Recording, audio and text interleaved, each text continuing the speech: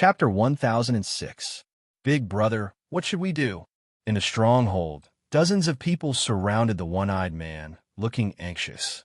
One of them thought for a moment and immediately said, "Why don't we take the small path behind us?" The one-eyed man shook his head and said in a low voice, "Have you forgotten what happened last time? That small path must be blocked by them now." Many of them trembled when they heard that. Last time, a few of them had tried to sneak away from the small path behind them when those people came in from the front. In the end, they were beaten half to death and hung from trees for several hours. Another person gritted his teeth and said, "Then we'll fight them. At most, we'll fight to the death." Fight to the death. The one-eyed man looked at him and asked, "Do you think we have the ability to do that? Have you forgotten what happened the last time?" As soon as he said that, everyone's faces showed a look of horror. The last time, which was the first time those baldies had come, dozens of people from the stronghold had charged at them, but they had been beaten by 3 people until they could not even get up.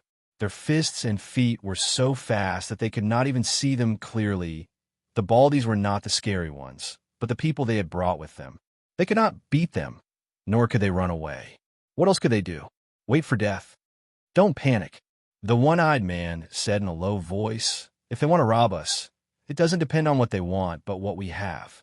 We haven't opened for business for a few months. Tell me, what else do we have in our stronghold?" As soon as he said that, everyone suddenly understood. That's right. Big Brother is right. We have nothing. What are we afraid of? The market had not been good for the past few months, and they had not even opened for business.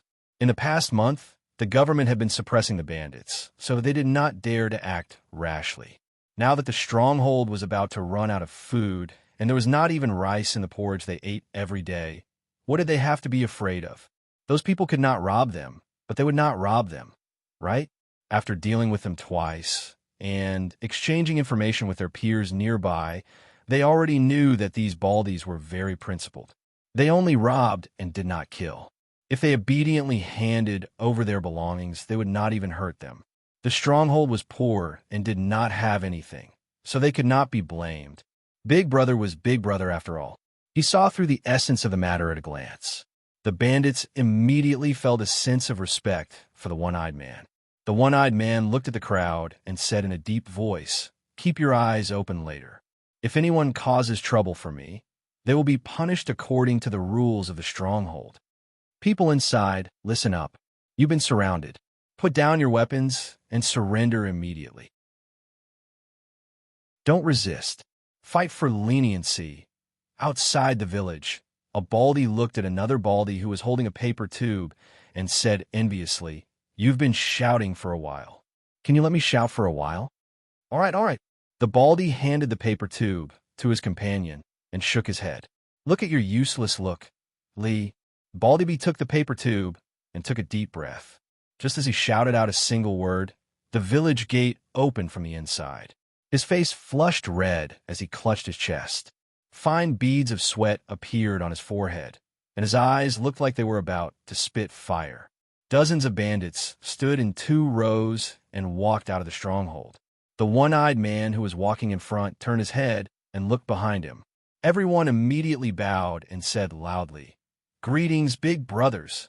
The one-eyed man walked in front of the baldy who was holding the paper tube and said respectfully, "Heroes have arrived. Please come in. Please come in." Although they came here to look for trouble, they couldn't hit a smiling person. This person was smiling so brightly. No matter how unhappy he was and how sullen he was, he couldn't make things difficult for him at this time. Baldy glanced at these people and walked into the stronghold with large strides. After everyone walked into the stronghold, he turned his head and looked at the one-eyed man. "Do you know? Yes, we all know." The one-eyed man nodded his head fiercely. He looked behind him and said, "Why aren't you moving the things out?" One of the bandits immediately ran into the house and carried a bag out, placing it in front of the baldy. After swallowing back the words he wanted to say twice, the baldy patted his chest, calmed down, and asked, "What is this?" The one-eyed man immediately said, "This is the last bit of food left in the stronghold.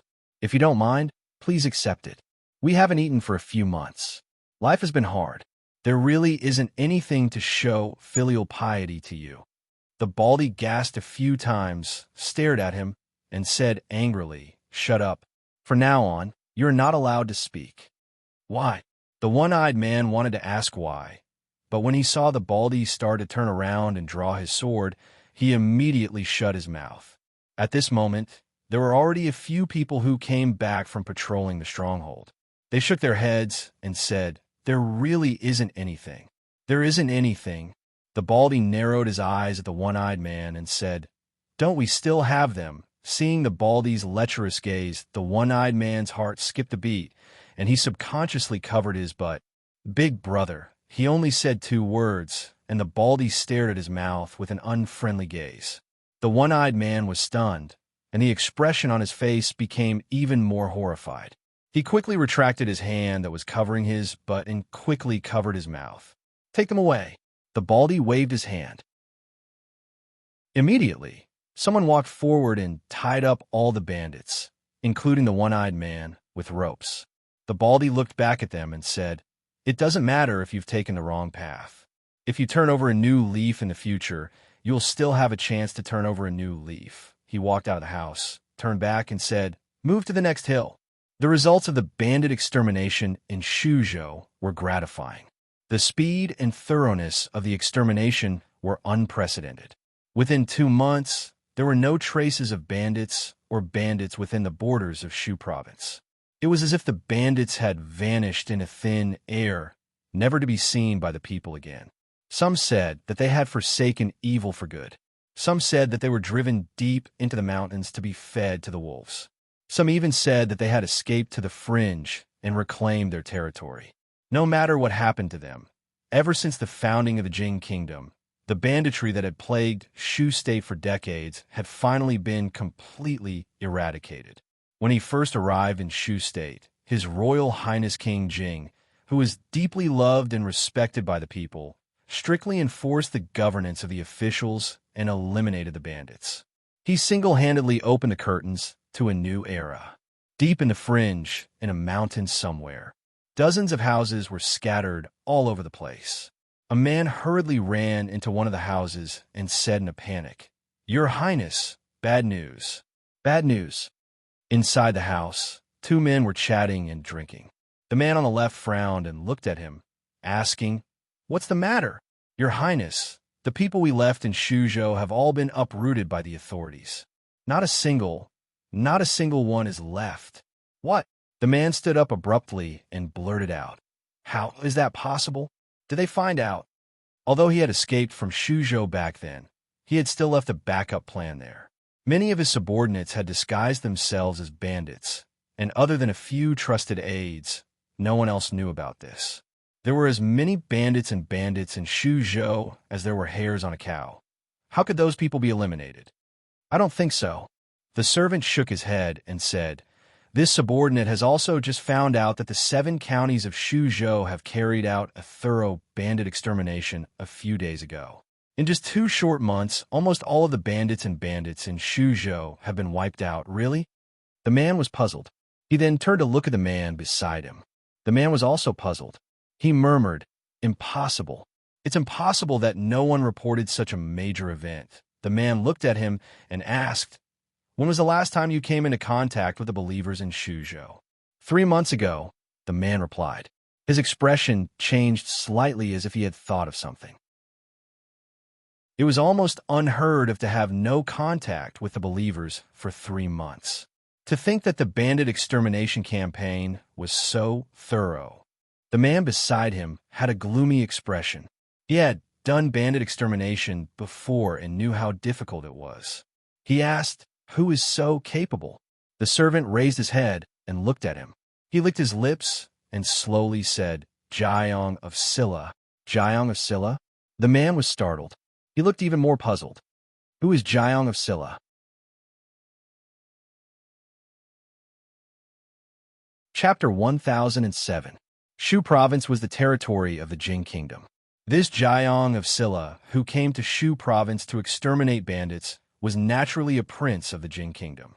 However, no matter how hard the king of Shu racked his brains, he could not figure out who this Jiang of Silla was.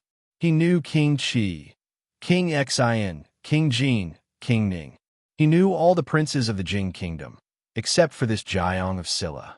How many years had it been since such a title had appeared? Your Highness, the servant stammered. He raised his head and looked at the king of Shu. Jiang of Silla, is Li. The king of Shu stood rooted to the ground. He looked back at the servant with some difficulty and asked, "What did you just say? Jiang of Silla? Who is Jiang of Silla?" The servant pursed his lips and said, "Your Highness, Jiang of Silla is Li Yi. We live in the depths of the Bedlam and do not have access to information."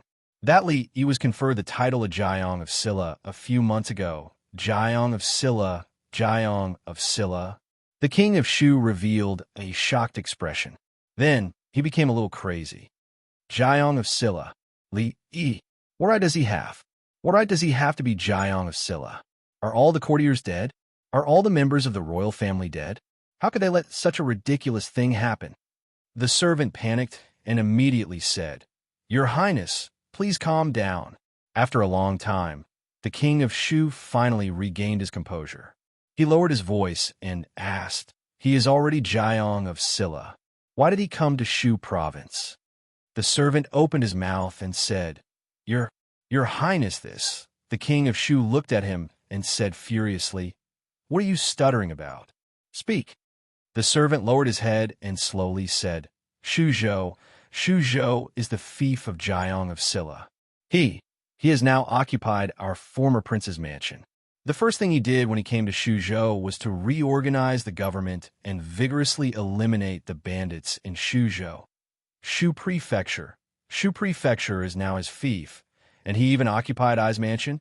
The king of Shu fell back onto his chair, staring blankly ahead. Shu Prefecture, that was Shu Prefecture. Not only did Shu Prefecture not belong to the king of Shu, but it had also become the fief of his enemy. He caused him to lose his position as crown prince. He caused him to be like a stray dog. He could only hide in the deep mountains, cut off from news, and face endless pests every day. Wasn't it enough that he caused him to be reduced to this state? Now, he even wanted to invade his fief and occupy his prince's mansion. The king of Shu was trembling with anger. His eyes were bloodshot, and he clenched his fists tightly. He hissed, "Ili, I will not live under the same sky as you. Your Highness, I still have some matters to deal with in the church. I'll be leaving first." The youth surnamed Fong glanced at him and left in a hurry after saying that.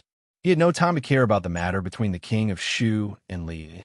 Although he had quite a grudge with that person, the most important thing at the moment was to find out what had happened to the believers of the holy religion in Shu Prefecture. According to his calculations, the last time the believers of the holy religion came to report, the news that Li Yi had become the Jiang of Silla should not have reached Shu Prefecture yet. However, 3 months had passed since then. It was impossible for there to be no news of such a major incident in Shu Prefecture. Damn it, what the hell is going on? He cursed and quickly walked out of the courtyard. A man in purple followed closely behind him and asked in a deep voice, "Protector, what happened?" The youth surnamed Fong said coldly, "Who is in charge of the believers in Shu Prefecture?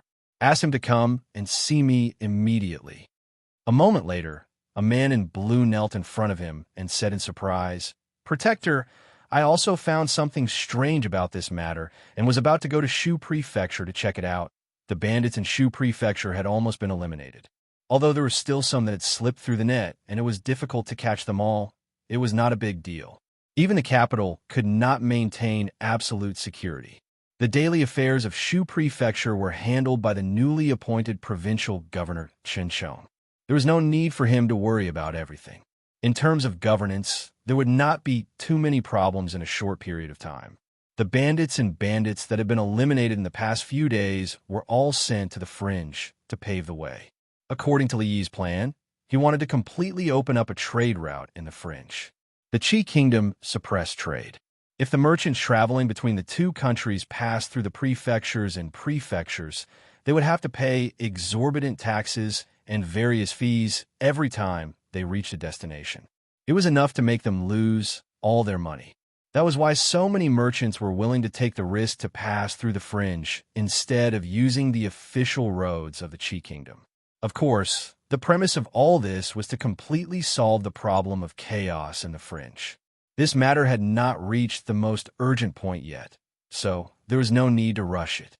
He had just arrived in Shu Prefecture, so he wanted to spend more time with his family and live a peaceful life for a while.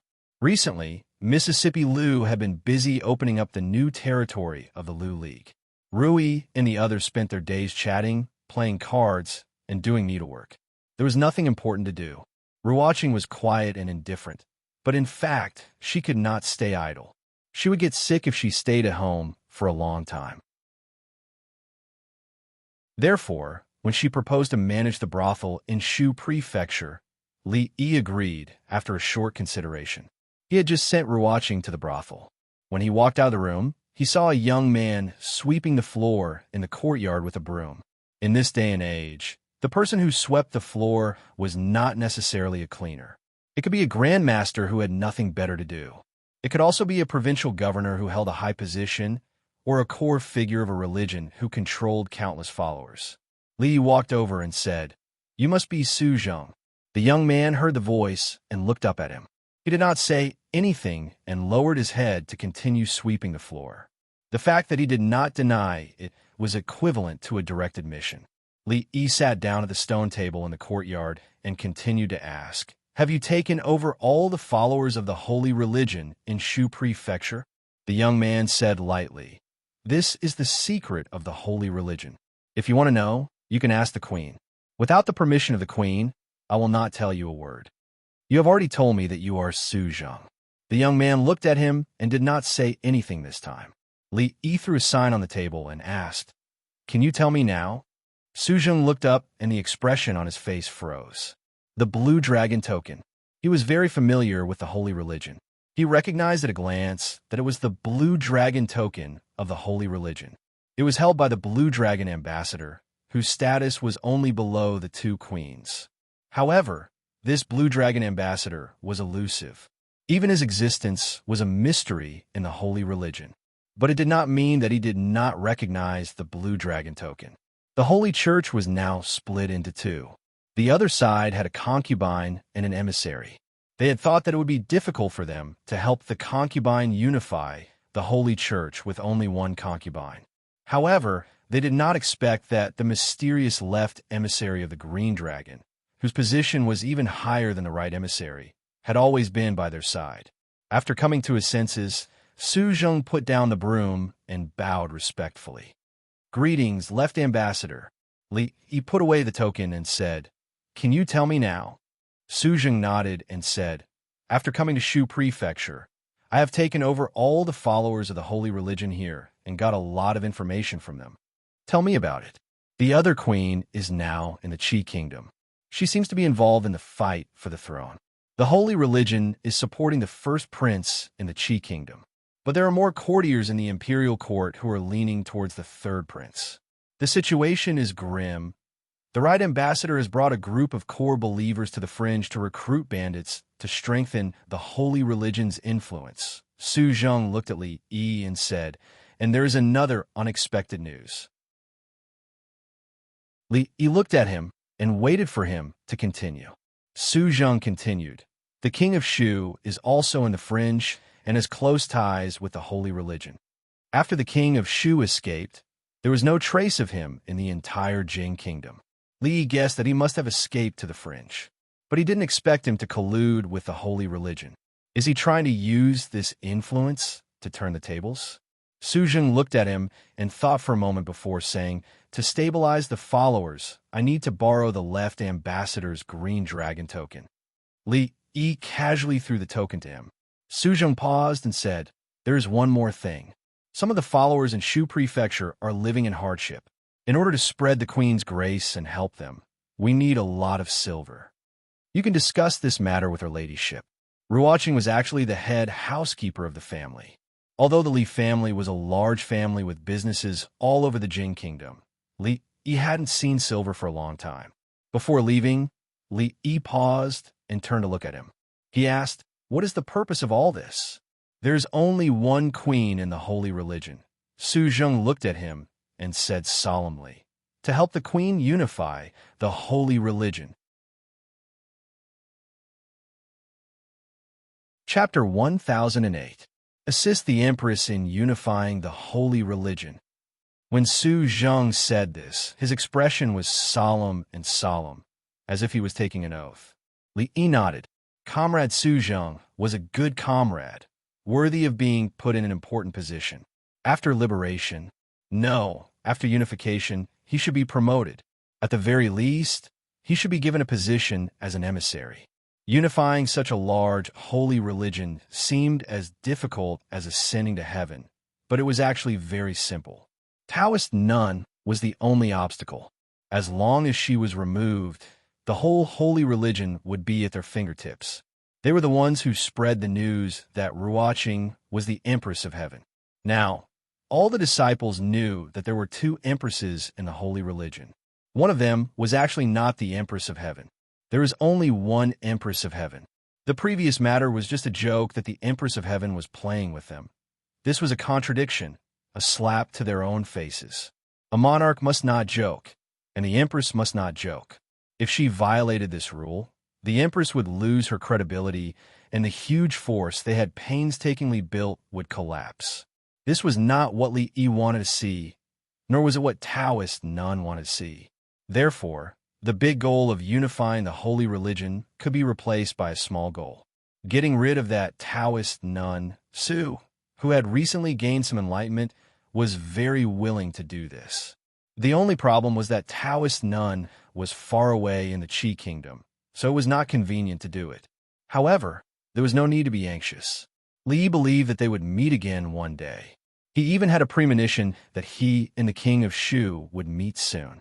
Deep in the land of Bedlam, on a certain mountain. Li, are you sent by the heavens to oppose I? This hatred, I and you, are absolutely irreconcilable. Several people were standing guard outside the door. When they heard the sounds of dishes shattering and the man's roar coming from inside the house, they all lowered their heads, not daring to speak. Inside the room, the king of Shu's eyes were bloodshot. He smashed all the bowls and plates on the table into smithereens. In the end, he even overturned the table and chairs, waving his fists and legs at the air as if he had gone mad. The throne that was in his hands had flown away, his fief was gone, and now even his manor had been stolen by him. Just what kind of enmity did he have with that Li Yi for him to treat him like this? When he had just arrived in the capital, he had even treated him to a meal. When Fong Yu stepped into the room, the first thing he smelled was the pungent smell of alcohol. He frowned slightly and waved his sleeves. Only then did he feel that the smell had dissipated quite a bit. The king of Shu walked over quickly and said, "Ambassador Fong, you're here." "Drink with I." Fong Yu looked at him and said indifferently, "That Li Yi took over Shu Prefecture and Yuan Mansion. Don't you want revenge?" Uffed. The king of Shu spat out all the alcohol in his mouth and said with red eyes, "Why not? I think about it day and night, even in my dreams. If I don't take revenge, I'm not a man." Fong Yu looked at him and said slowly, "That's why I'm here. You have a way to get rid of him?" When the king of Shu heard this, he immediately sobered up. He looked at him and asked with burning eyes. Fong Yu looked at him and said, "Shu Prefecture used to be your territory. You stayed in Yong County for so long. You should know how strong the defense of Yong County is. With the protection of the Jiang of Silla and Li Yi, it's not enough to stop us." The king of Shu was shocked. "You want to attack Shu Prefecture by force?" Fong Yu shook his head and said, "It's just Yong County."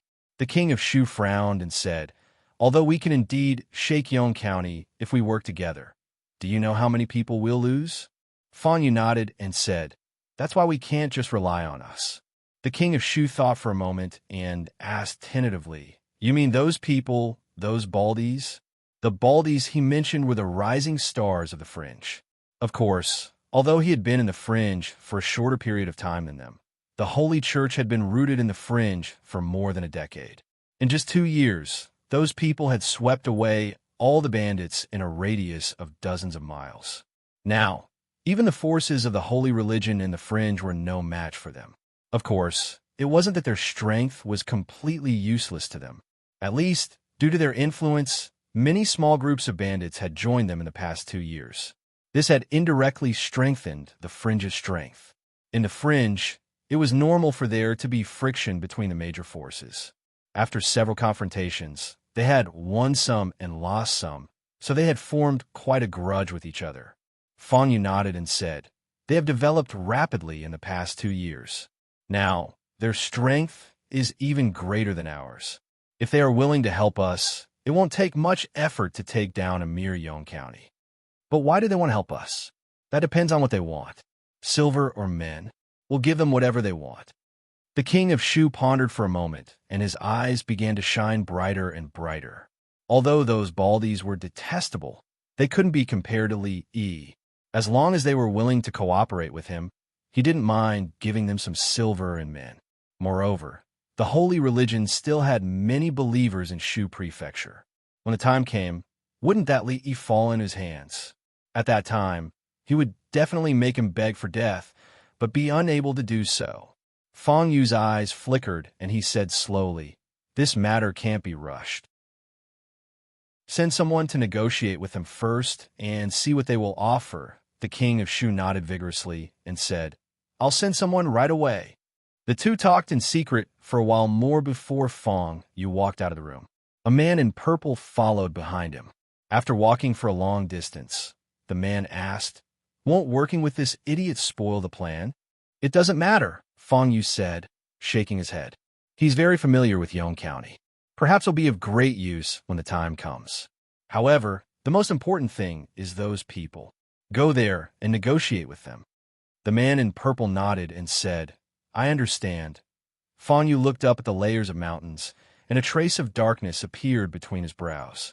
There was still no news of what had happened to the believers in Shuzhou. Even the people he had sent were like stones sinking into the sea. There was no news at all.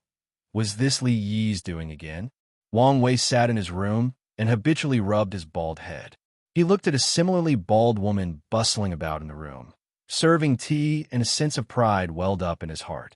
When he decided to shave his head and come out to roam the world, he swore in his heart that if he didn't make a name for himself, he wouldn't go back to see her. Along the way, he stumbled his way to where he was today. He had thousands of subordinates under his command, and the tigress had become a docile little tiger. He had achieved his original dream and even surpassed it. He became bald, but he also became stronger. His head had become the most conspicuous symbol on his body. There were even countless people who followed his example and shaved their heads. The bald heads formed a beautiful scenery in the fringe. Countless merchants were moved to tears, and countless bandits turned pale at the sight of a bald head. Although he had come this far in a short 2 years, he couldn't be arrogant. So far, they had only achieved a little and occupied a small piece of land in the fringe. Their ultimate goal was to unify the fringe, occupy all the mountains, establish a new order, and transform the fringe into a new world. He still had to carry out the guiding ideology of to get rich, build roads first, have more children, and plant more trees. He also had to rob more bandits and recruit more people. He couldn't let His Highness down, and he definitely couldn't let Big Sis down. Big Sis had given him a chance to realize his value. He wanted to help Big Sis become the king of bandits. Now, they still had a long way to go before they could achieve their ultimate goal. At this moment, a young bald man knocked on the door and walked in. He looked at Wang Wei with reverence and said, "Big brother, there are 2 people outside who want to see you."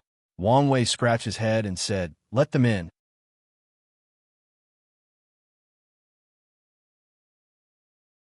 Chapter 1009. Outside the room, 2 men stood with their hands by their sides. Ever since they ascended the mountain, their expressions had changed from arrogance to astonishment, then to shock, and finally to caution, and even a little fear, because this place was completely different from what they had imagined. Before this, they had looked down on these bald men from the bottom of their hearts. As people who had been steadily fighting in the fringe for more than a decade, overcoming all kinds of difficulties along the way, it was only natural for them to look down on these nouveaux riches. They were merely a bunch of nouveau riche with an unstable foundation.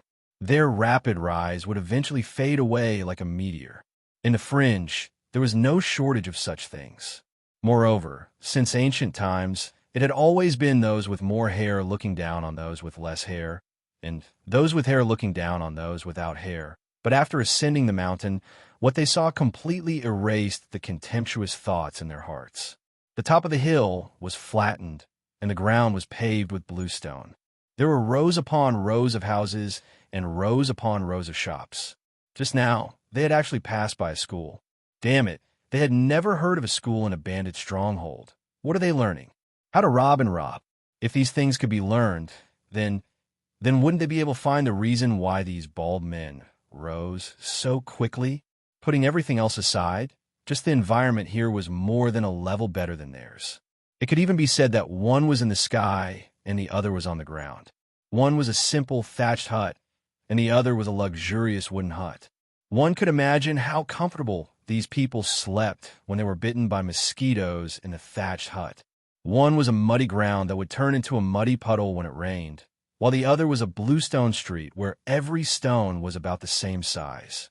It was easy to imagine that when they stepped on the muddy water and stuck close to the base of the wall, the rain would make the ground even cleaner on the other side. One was just a temporary place to stay, and the other was a city in the mountains. They had a school, shops, medical centers, restaurants, and brothels, but their side had nothing. This made the man on the left start to doubt his life. To be able to be a bandit to such an extent really made all his peers blush and feel ashamed.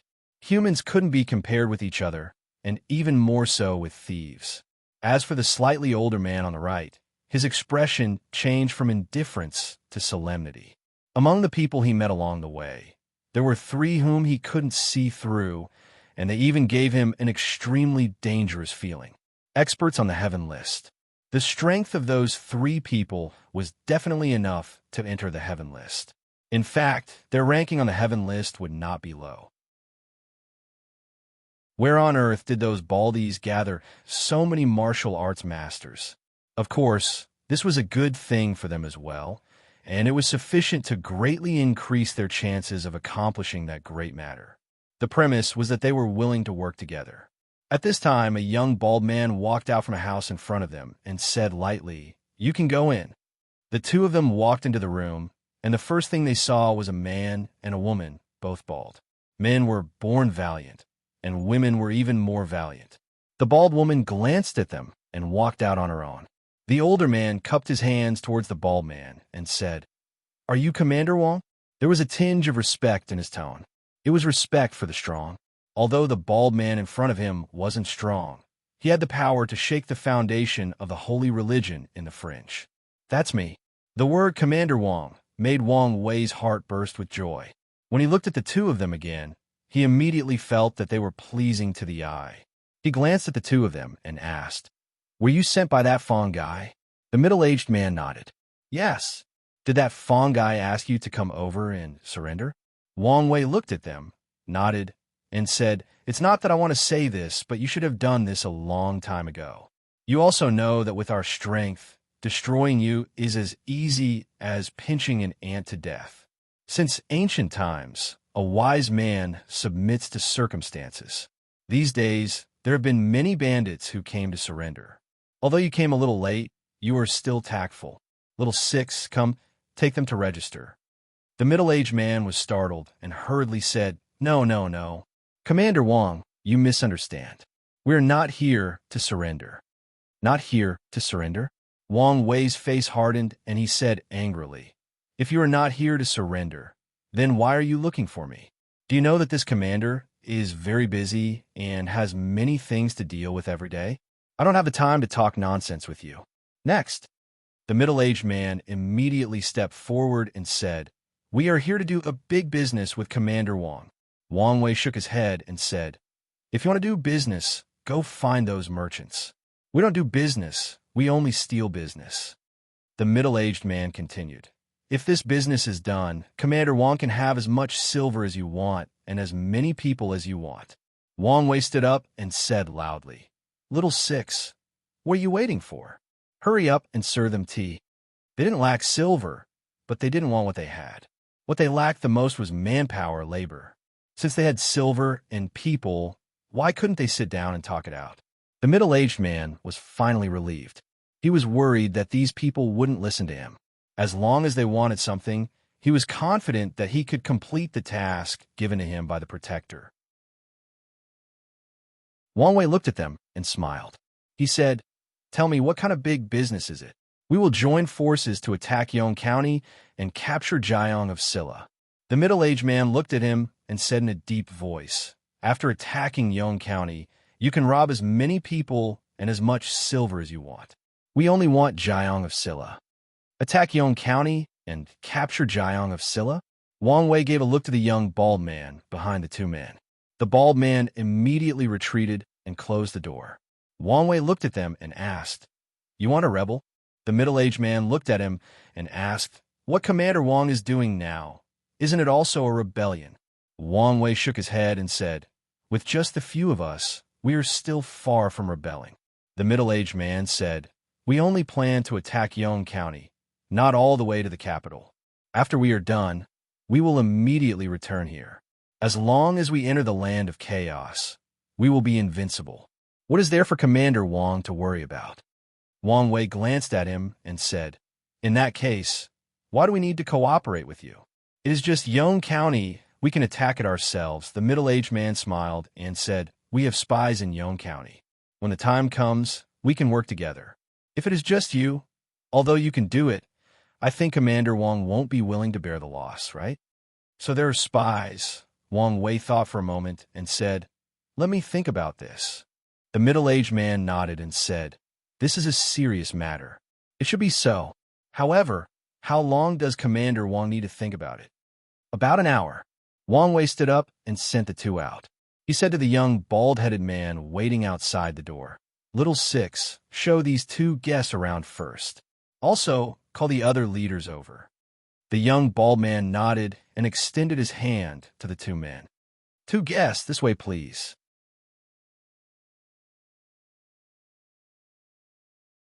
Chapter 10:10.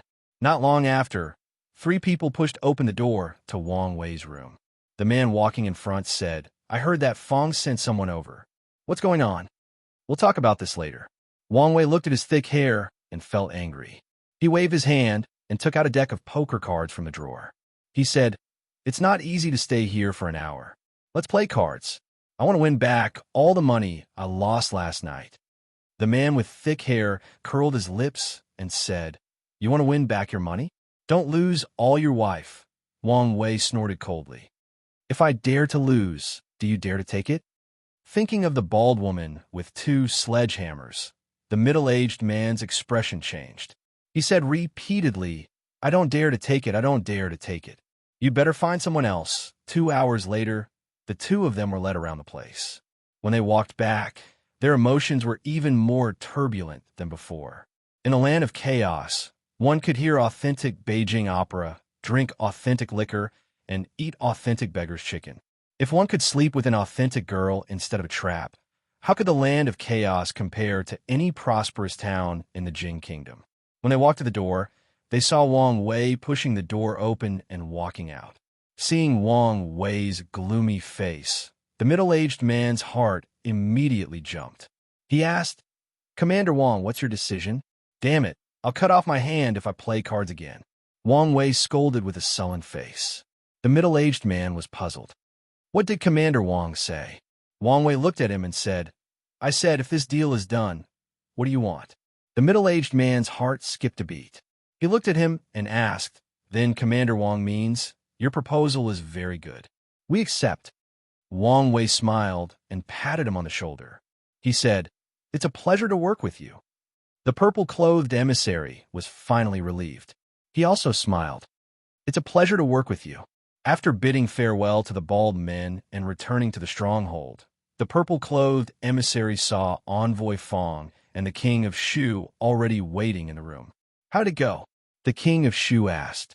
His expression was calm, but the anxiety and expectation in the depths of his eyes could not be concealed. "Fortunately, I didn't fail you." He cupped his hands and bowed to the two, saying they agreed to join hands with us to attack Yong County and capture Jiang of Silla. All right. The king of Shu turned around abruptly and paced back and forth in the room. He even said the word good a few times. His eyes were even more ferocious as he murmured, Li Yi. Oh, Li Yi. We will meet soon. I hope you won't be too surprised when the time comes. Fang Yu sat down at the table and asked, what are their conditions? The purple-clothed emissary said, they want us to deliver 500 men to them first, as well as 100,000 taels of silver, before they are willing to join hands with us. If those baldies had agreed so readily, Fang Yu would not have been at ease.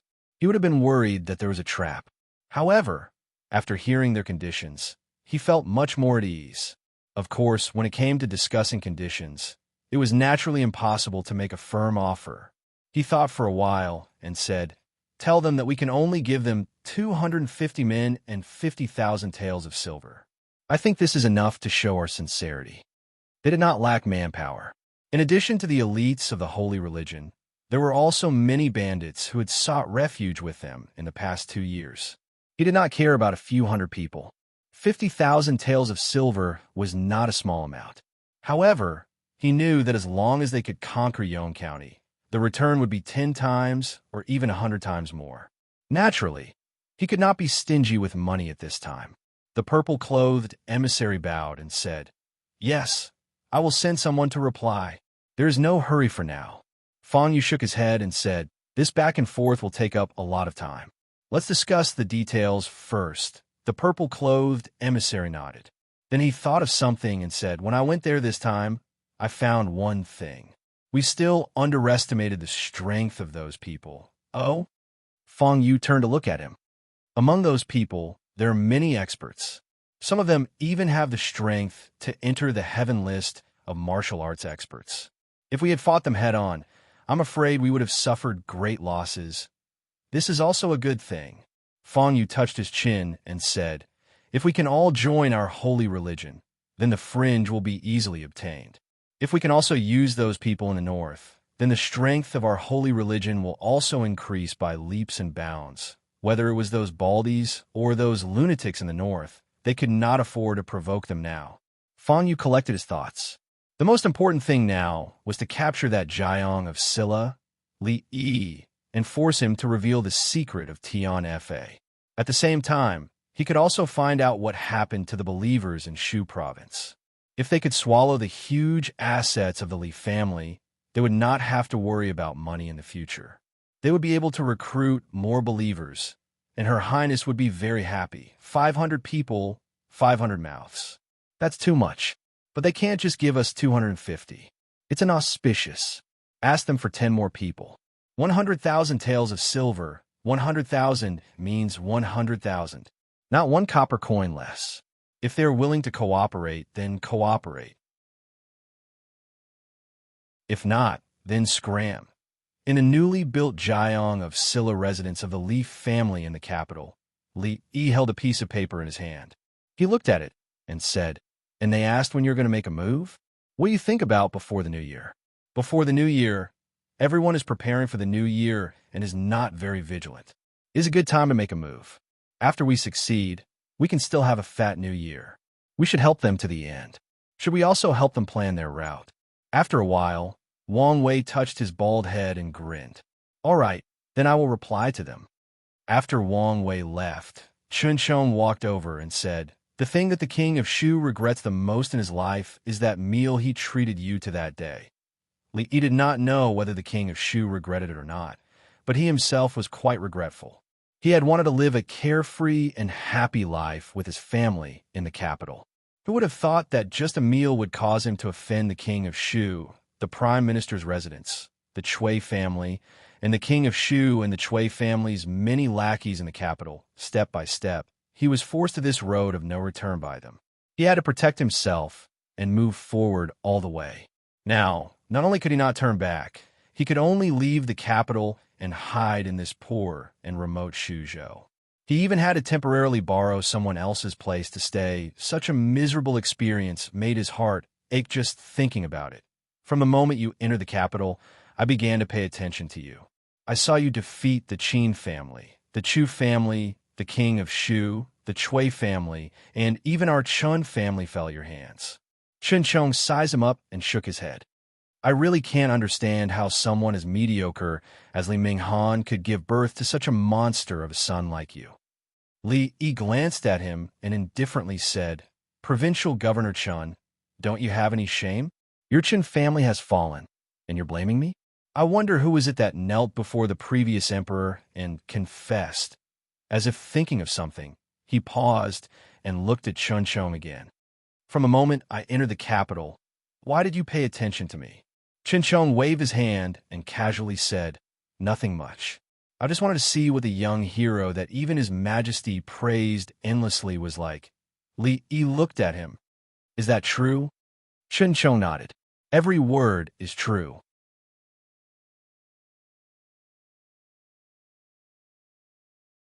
"260 people will do. It's just 10 more people. Is there a difference? It's just 10 people. It doesn't matter if there are more or less. Don't care about these details." The king of Shu shook his head and asked, What else did they say? Fong Yu continued reading and said, They said that they would choose to make their move during the new year. At that time, the other party would not be on high alert, so it would be the easiest to succeed. They even found the most concealed and safest route. That's a good idea. The king of Shu nodded and said, Those baldies are not stupid. We should take advantage of this time to prepare. Show me the route. Fong Yu handed him a marked map. The king of Shu looked at it and nodded, saying not bad. This route is mostly in the mountains and there are no villages. Although it's a little difficult to travel, it's hidden enough. After we leave the mountains, we will face the west gate. The west gate is the most dilapidated and the guards are the weakest. If someone cooperates with us and opens the gate in advance, we can go straight in. Seeing this, the king of Shu suddenly slapped the table and said with a smile, These baldies are quite familiar with the defense of Yong County. It seems that we have found the right people. Behind him, a man nodded in agreement. In the 2 days before the new year, everyone was preparing for the new year. Even the guards guarding the city were not paying attention. It was the time when their vigilance was at its lowest. Even the king of Shu had praised the route they had chosen, so it could not be wrong. Those baldies were indeed well-educated bandits. They had ideas, insights, and were very considerate and thoughtful. Shu Prefecture was the last inhabited place in the west of the Jing Kingdom. In the hearts of the people of the Jing Kingdom, Shu Prefecture represented remoteness and poverty.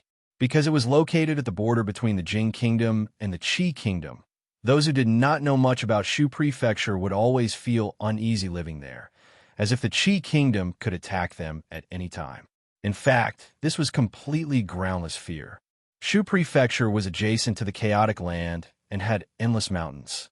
Even though it was adjacent to the Qi Kingdom, if the Qi Kingdom wanted to use Shu Prefecture as a breakthrough point to attack the Jing Kingdom, the inconvenient transportation would cause the entire army to collapse. This was also the reason why Shu Prefecture had only been plagued by bandits in the past few decades, even though it was adjacent to the Qi Kingdom. Precisely because of this, the city walls of Shu Prefecture did not need to be too high or thick. 20 feet was enough. The government also did not spend extra money to repair the city walls, because it was completely unnecessary. Yong County, West City Wall. The western city wall of Yong County was already very dilapidated. Of course, this was only what it looked like from the outside. The walls were made of layers of black soil, or loess, and were still very sturdy and durable. Fong did not understand why the son-in-law had come here with him today. This place was dilapidated. Other than the modeled city walls, there were only low-rise houses. There was nothing to see, and there was nothing fun to do. Li Yi picked up a branch and casually drew on the ground. Fong looked at it for a while, and finally could not help but ask, Son-in-law, what are you drawing? Li Yi pointed around and said, What do you think about building a few shops here? Fong looked around and finally understood what Li Yi was drawing. He carefully squatted down and looked at it again. He shook his head and said, Even if we want to open shops and build workshops, there is no need to build the houses as high as the city walls. Moreover, these shops in a circle will look like an urn. It doesn't look good. Li threw away the branch and said, "You don't understand. This is called a business district. A business district, a business district. It has to be in a circle." The son-in-law was rich, so he could do whatever he wanted. He did not care and casually asked, "When do you want to build it? I will arrange for people. Start now. It must be completed within 3 months. The shops will open on New Year's Day." Fong was surprised and said, "So urgent. Is it difficult?" "It's not that difficult." Fong shook his head and said, "Just find more people and spend more money. I will arrange it. I guarantee that the task will be completed within 2 months." Li nodded and said, "It's okay to spend more money. It's fine as long as it can be completed earlier. As long as you are happy." Fong shook his head. He did not know what a business district was, but he was sure that the son-in-law only knew some miscellaneous military tactics. He did not know what a barbican was. A barbican, as the name suggested, was a city that looked like an urn. Only important cities would build a small city in a circle around the city gates and build it as high as the city walls. This was so that when a strong enemy invaded, as long as the 2 city gates were closed, the enemy could be trapped. It would be like catching a turtle in a jar. When the time came, the choice of ambushing soldiers in the city or letting the archers shoot arrows, splash boiling oil, or throw stones on the city walls depended entirely on the mood. Shu province was not a strategic location. Why would the son-in-law spend so much effort to build a barbican? Was he worried that the Qi Kingdom's army would cross the mountains and attack from here? There was an urn, but there was no turtle. Chapter 10:12. The commoners who lived near the western city gate of Yong County discovered a strange matter these few days. Usually, there wouldn't be many people passing by. In fact, most of the time, the city gates weren't even open. However, there was a huge commotion at the foot of the city walls. At first, they thought that the officials had nothing better to do and wanted to repair the city walls because they had too much money to spend. Later on, they heard that they wanted to build a shopping mall with something like a business district. They didn't know what exactly a shopping mall or business district was, but they roughly understood the meaning. The newly appointed provincial governor drew a large circle on the western city wall, planning to build a row of shops here. As for why they didn't build on the streets and insisted on surrounding the city gates, they attributed it to the provincial governor having a mental problem. Yong County already had a market square, and it was enough for the commoners to use daily. Why did the provincial governor want to waste manpower and money to build a bigger one?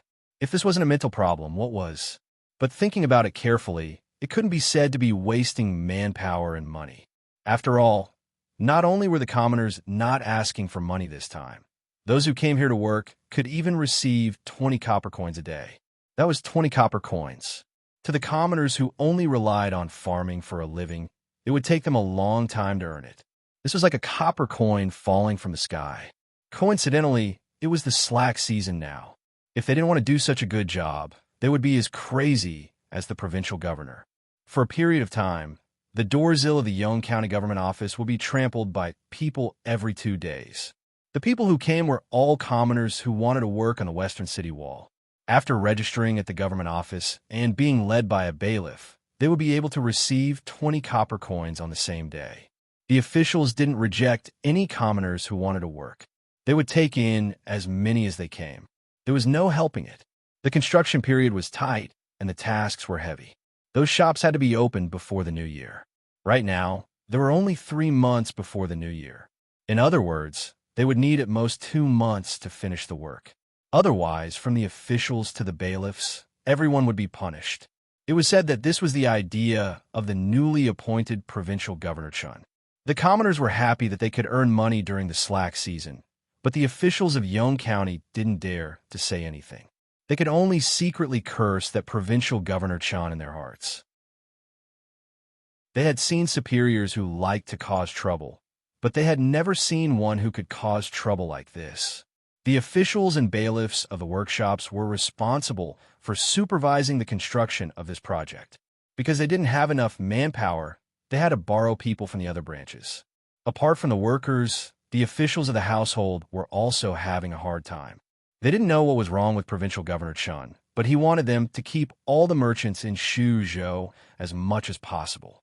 This wasn't like supervising the construction of a house.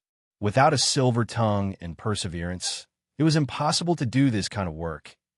The bailiff of the Bureau of Revenue had just sent off a caravan. When he walked back to the city gate, he pursed his lips, which had become dry from talking too much. He couldn't help but curse in a low voice. Provincial Governor Chun, damn it. As soon as he raised his head, he saw a guard at the city gate looking at him. He exchanged glances with the guard and shook his head, saying, Provincial Governor Chun has racked his brains for the sake of the commoners of Shu Province. I wonder if his mother's health is good. Yong County, East City Gate. A group of merchants stopped outside the city gates.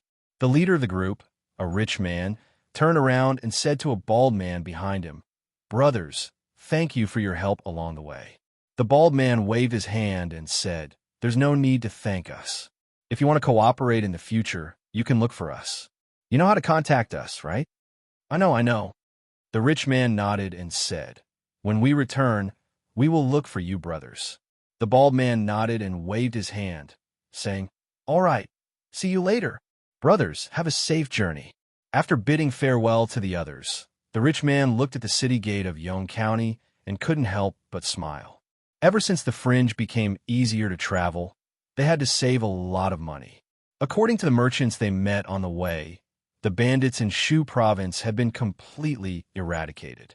They no longer had to worry about all the goods and money they had spent so much effort to travel from the Qi Kingdom to Shu Province. In the future, they could travel boldly on the road to Shu Province.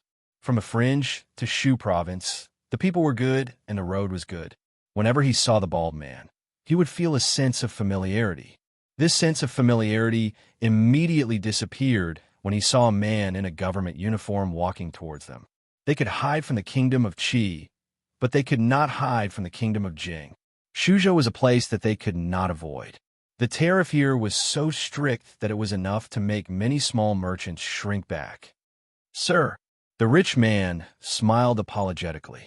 Just as he was about to speak, the officer quickly walked over with a smile and asked, Are you merchants from the Qi Kingdom? The rich man's heart skipped a beat when he saw the officer, who had always been cold and expressionless, reveal such a terrifying smile on his face. There must be something wrong with this unusual situation. This officer was smiling so brightly. It seemed that they were in big trouble this time. He was nervous and said, Sir, hey, don't be so polite. Come in, come in. The officer's smile became even brighter as he led them into the county. The rich man was even more nervous. Whether it was in the Jing Kingdom or the Qi Kingdom, the government always set up checkpoints to collect taxes. The Qi Kingdom severely suppressed business. The tax rate was 2 out of 10. As for what was 2 out of 10, it was also decided by the officials. Therefore, in the Qi Kingdom, it was very difficult to do business without an official background. Ever since the reform of the Jing state's tax laws, under the condition that agriculture was stable, merchants weren't suppressed as much as they were in the Qi state. Instead, they were guided and encouraged to a certain extent. Therefore, more and more merchants from the Qi state were willing to do business in the Jing state. Of course, the people of the Qi Kingdom in the Jing Kingdom was different from the people of the Jing Kingdom in the Jing Kingdom. Merchants in the Jing Kingdom paid 1 out of 20 taxes. They had to pay 1 out of 10 taxes. Of course, it was still more cost-effective than in the Qi Kingdom. When they arrived at the official warehouse, the officer gave him a list after checking the goods. He was already used to this process. The list contained the total number of goods and the taxes they had to pay. The officer's attitude just now made him very nervous. He guessed that the tax laws in the Jing Kingdom had been changed again. He was afraid that this trip would be in vain. However, when he saw the taxes at the bottom of the list, he couldn't help but be stunned. In the Qi Kingdom, the government would value the goods and then convert them into silver.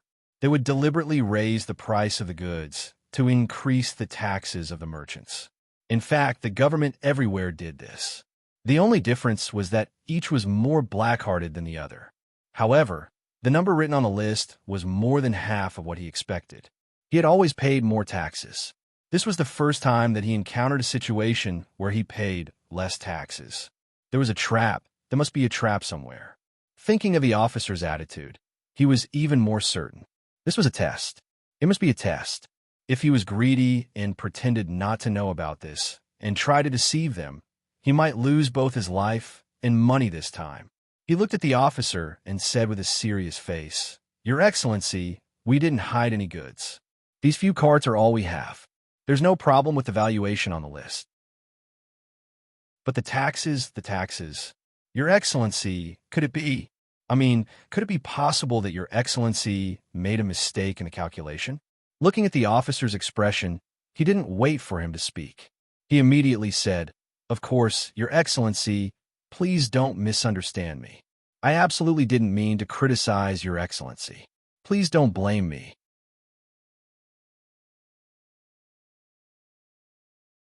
Chapter 10:13. Wrong calculation? The officer was stunned. He looked at him, shook his head, and said with a smile, "No, the calculation is not wrong. The provincial governor has ordered that from now on, the merchants of the Qi Kingdom will be treated the same as those of the Jing Kingdom. Your tax will be calculated according to the new system, no more and no less." The wealthy-looking man was rooted to the spot. The merchants of the Qi Kingdom will be treated the same as those of the Jing Kingdom? Who are you kidding? Even if you want to deceive me, you don't need to use such a poor excuse. This is the Jing Kingdom. How can the people of the Qi Kingdom and the people of the Jing Kingdom be treated the same? I'm afraid that they will arrest me for tax evasion as soon as I pay the tax. I haven't been here for half a year, but the officials of Shuzhou have become more and more evil. He looked at the official, his legs went soft, and he knelt on the ground with a thud.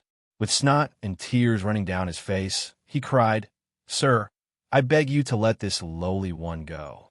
This lowly one has an 80-year-old mother and an 8-year-old child. If anything happens to this batch of goods, this lowly one's family will have nothing to eat this winter." The officer's eyes were also a little wet when he saw him crying bitterly. He also had an old mother to support, a little child to feed, and a squandering wife to spend money like water. For the sake of his mother's cooking, his child's snacks, and his wife's perfume, for the sake of this month's performance, for the generous bonus, for the sake of a fat new year, he had to clench his teeth and hold on even if he had to talk until his mouth broke. They were all in the same boat. Why should they make things difficult for each other? He helped the merchant of the Qi Kingdom up and said seriously, "You don't believe me, right? Come, I'll take you to see the notice. It's written clearly on the notice. If you still don't believe me, I'll take you to see the county magistrate and let him tell you personally." Provincial Governor Chun is really a bastard. The officer cursed in his heart when he led the merchant of the Qi Kingdom to see the notice. If it wasn't for the strict order of the provincial governor, he should be sitting at the door of the household and basking in the sun instead of arguing with the merchant of the Qi Kingdom here, provincial governor's manner. Chun Chong, who was flipping through the files, suddenly sneezed. Third Miss Chun, who had just left the room, walked back in and reminded him, "The weather is slowly turning cold. Second brother, wear more clothes. Don't catch a cold." Chun Chong put down the file and nodded with a smile. "I understand." At the same time, the low-ranking official led the merchants of the Qi Kingdom out of the county yamen. The petty official looked at the merchants of the Qi Kingdom and said, "This is Shuzhou. Thanks to His Royal Highness Jiang of Silla's benevolence, he knows that it's not easy for you to travel far and wide. That's why he gives you such preferential treatment. You won't get such good policies anywhere else. Big brother official, I'm really sorry. I've gauged the heart of a gentleman with my own mean measure." The merchant of the Qi Kingdom looked at the official apologetically and apologized. At this moment, he finally let out a long sigh of relief in his heart. He even felt a little light under his feet.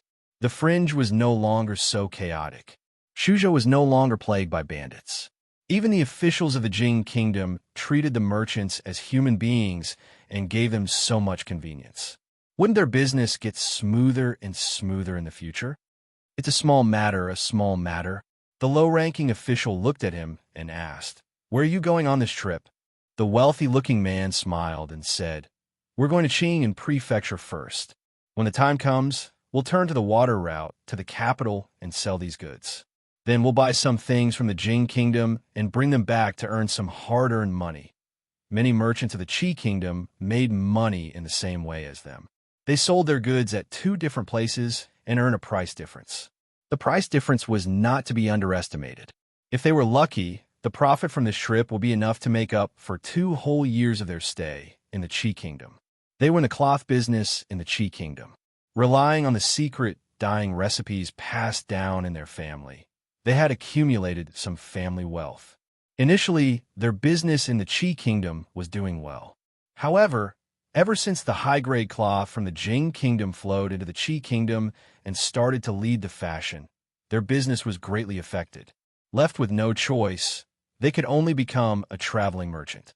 They traveled from the Qi Kingdom to the Jing Kingdom, passing through prefectures and prefectures. Fortunately, their cloth was unique. Even if they brought it back to the Jing Kingdom, it would still be extremely popular.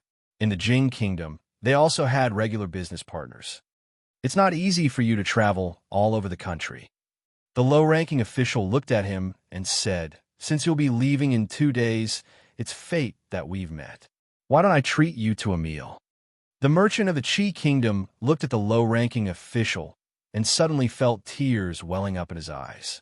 When they were doing business in the Qi Kingdom, the officials wanted nothing more than to extract all the oil from their bodies and pay taxes.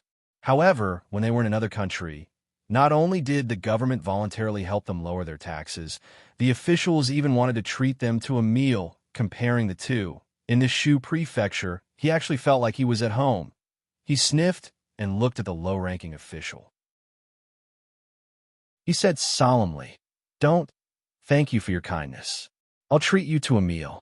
May I ask which is the best restaurant here?" "How could I?"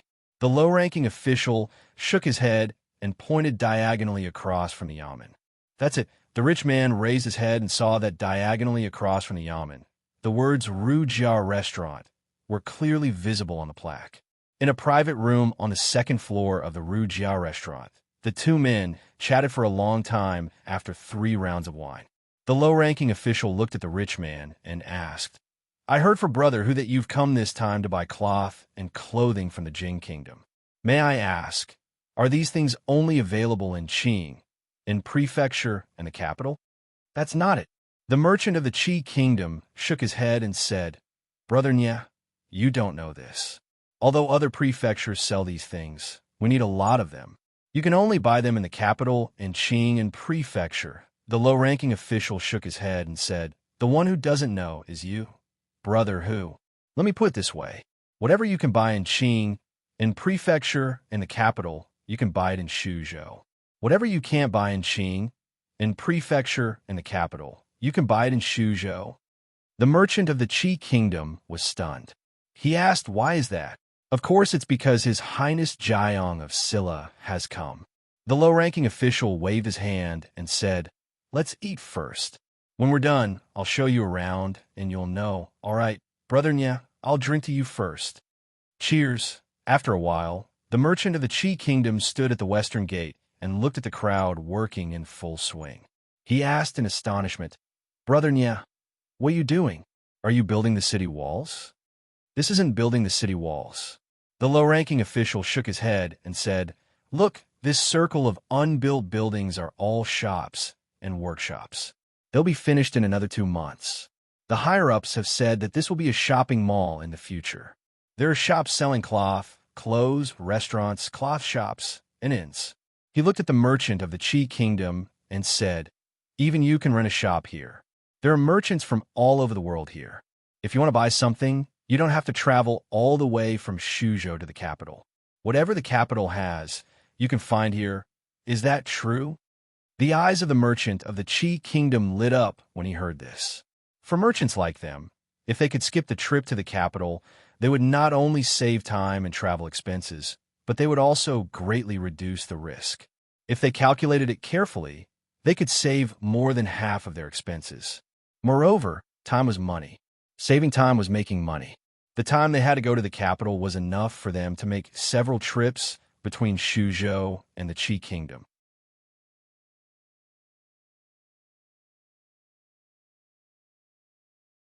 Chapter 10:14.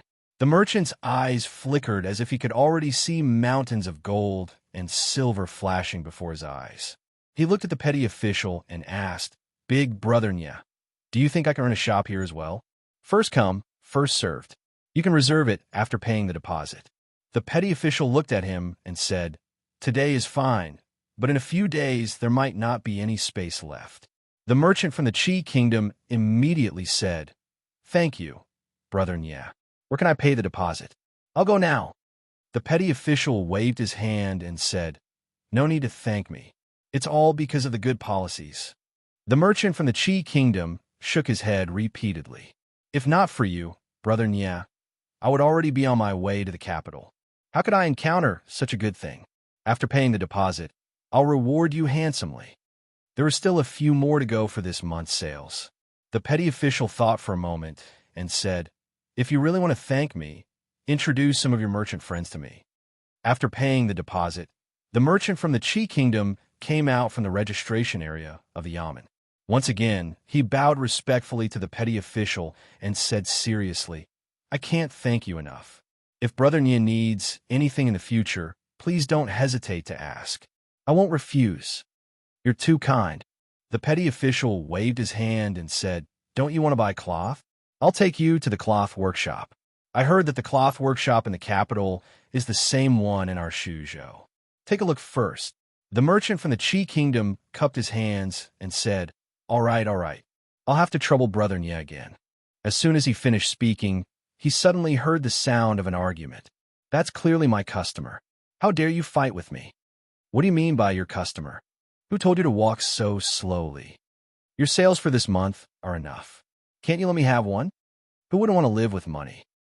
The merchant from the Chi Kingdom watched as the two yamen runners dragged each other into the yamen. He looked at the petty official and asked, "Brother Nya, this is..." The petty official waved his hand and said, "Don't worry about them. Let's go on our..." Although it was the slack season for farming, the people of Yong County were living quite a fulfilling life. Every day before dawn, the strong men in the village would form groups of 5 or 10 and go to the prefectural city to build houses. At noon, they would be provided with a meal of noodles. Once they were full, they would return at night. Their wages would be 20 copper coins a day, paid on a daily basis. They couldn't even earn 20 copper coins a day from farming. They didn't have any other skills, but they had plenty of physical strength. They could earn 20 copper coins a day, and every few days, they could still make up their minds to buy a pot of wine and 2 taels of meat to eat. Wu Lao-san was one of them. The reason why he was called Wu Lao-san was that he was the 3rd child in his family. He had 2 older brothers before him. One died not long after he was born, and the other was killed by bandits more than 10 years ago. He was the only one left in the old Wu family. Thinking of this, he felt that it was a pity. Second brother didn't have the luck to die early. Otherwise, he would have been able to witness this world without thieves. His Highness Jiang of Silla was the best. He did such a great thing for the people of Shuzhou. It was just that he wasn't a good judge of character. He found a provincial governor who was sick in the head. He built shops at the city gate, and he even built them in a circle. But thinking about it carefully, if this provincial governor was normal, he wouldn't earn 20 copper coins a day, and he wouldn't have the money to buy candied fruits from Sufuji for his wife. Therefore, he found a provincial governor who was sick in the head. His Highness Jiang of Silla was the best. Speaking of his wife, she had been with him for so long, but she didn't have any good fortune.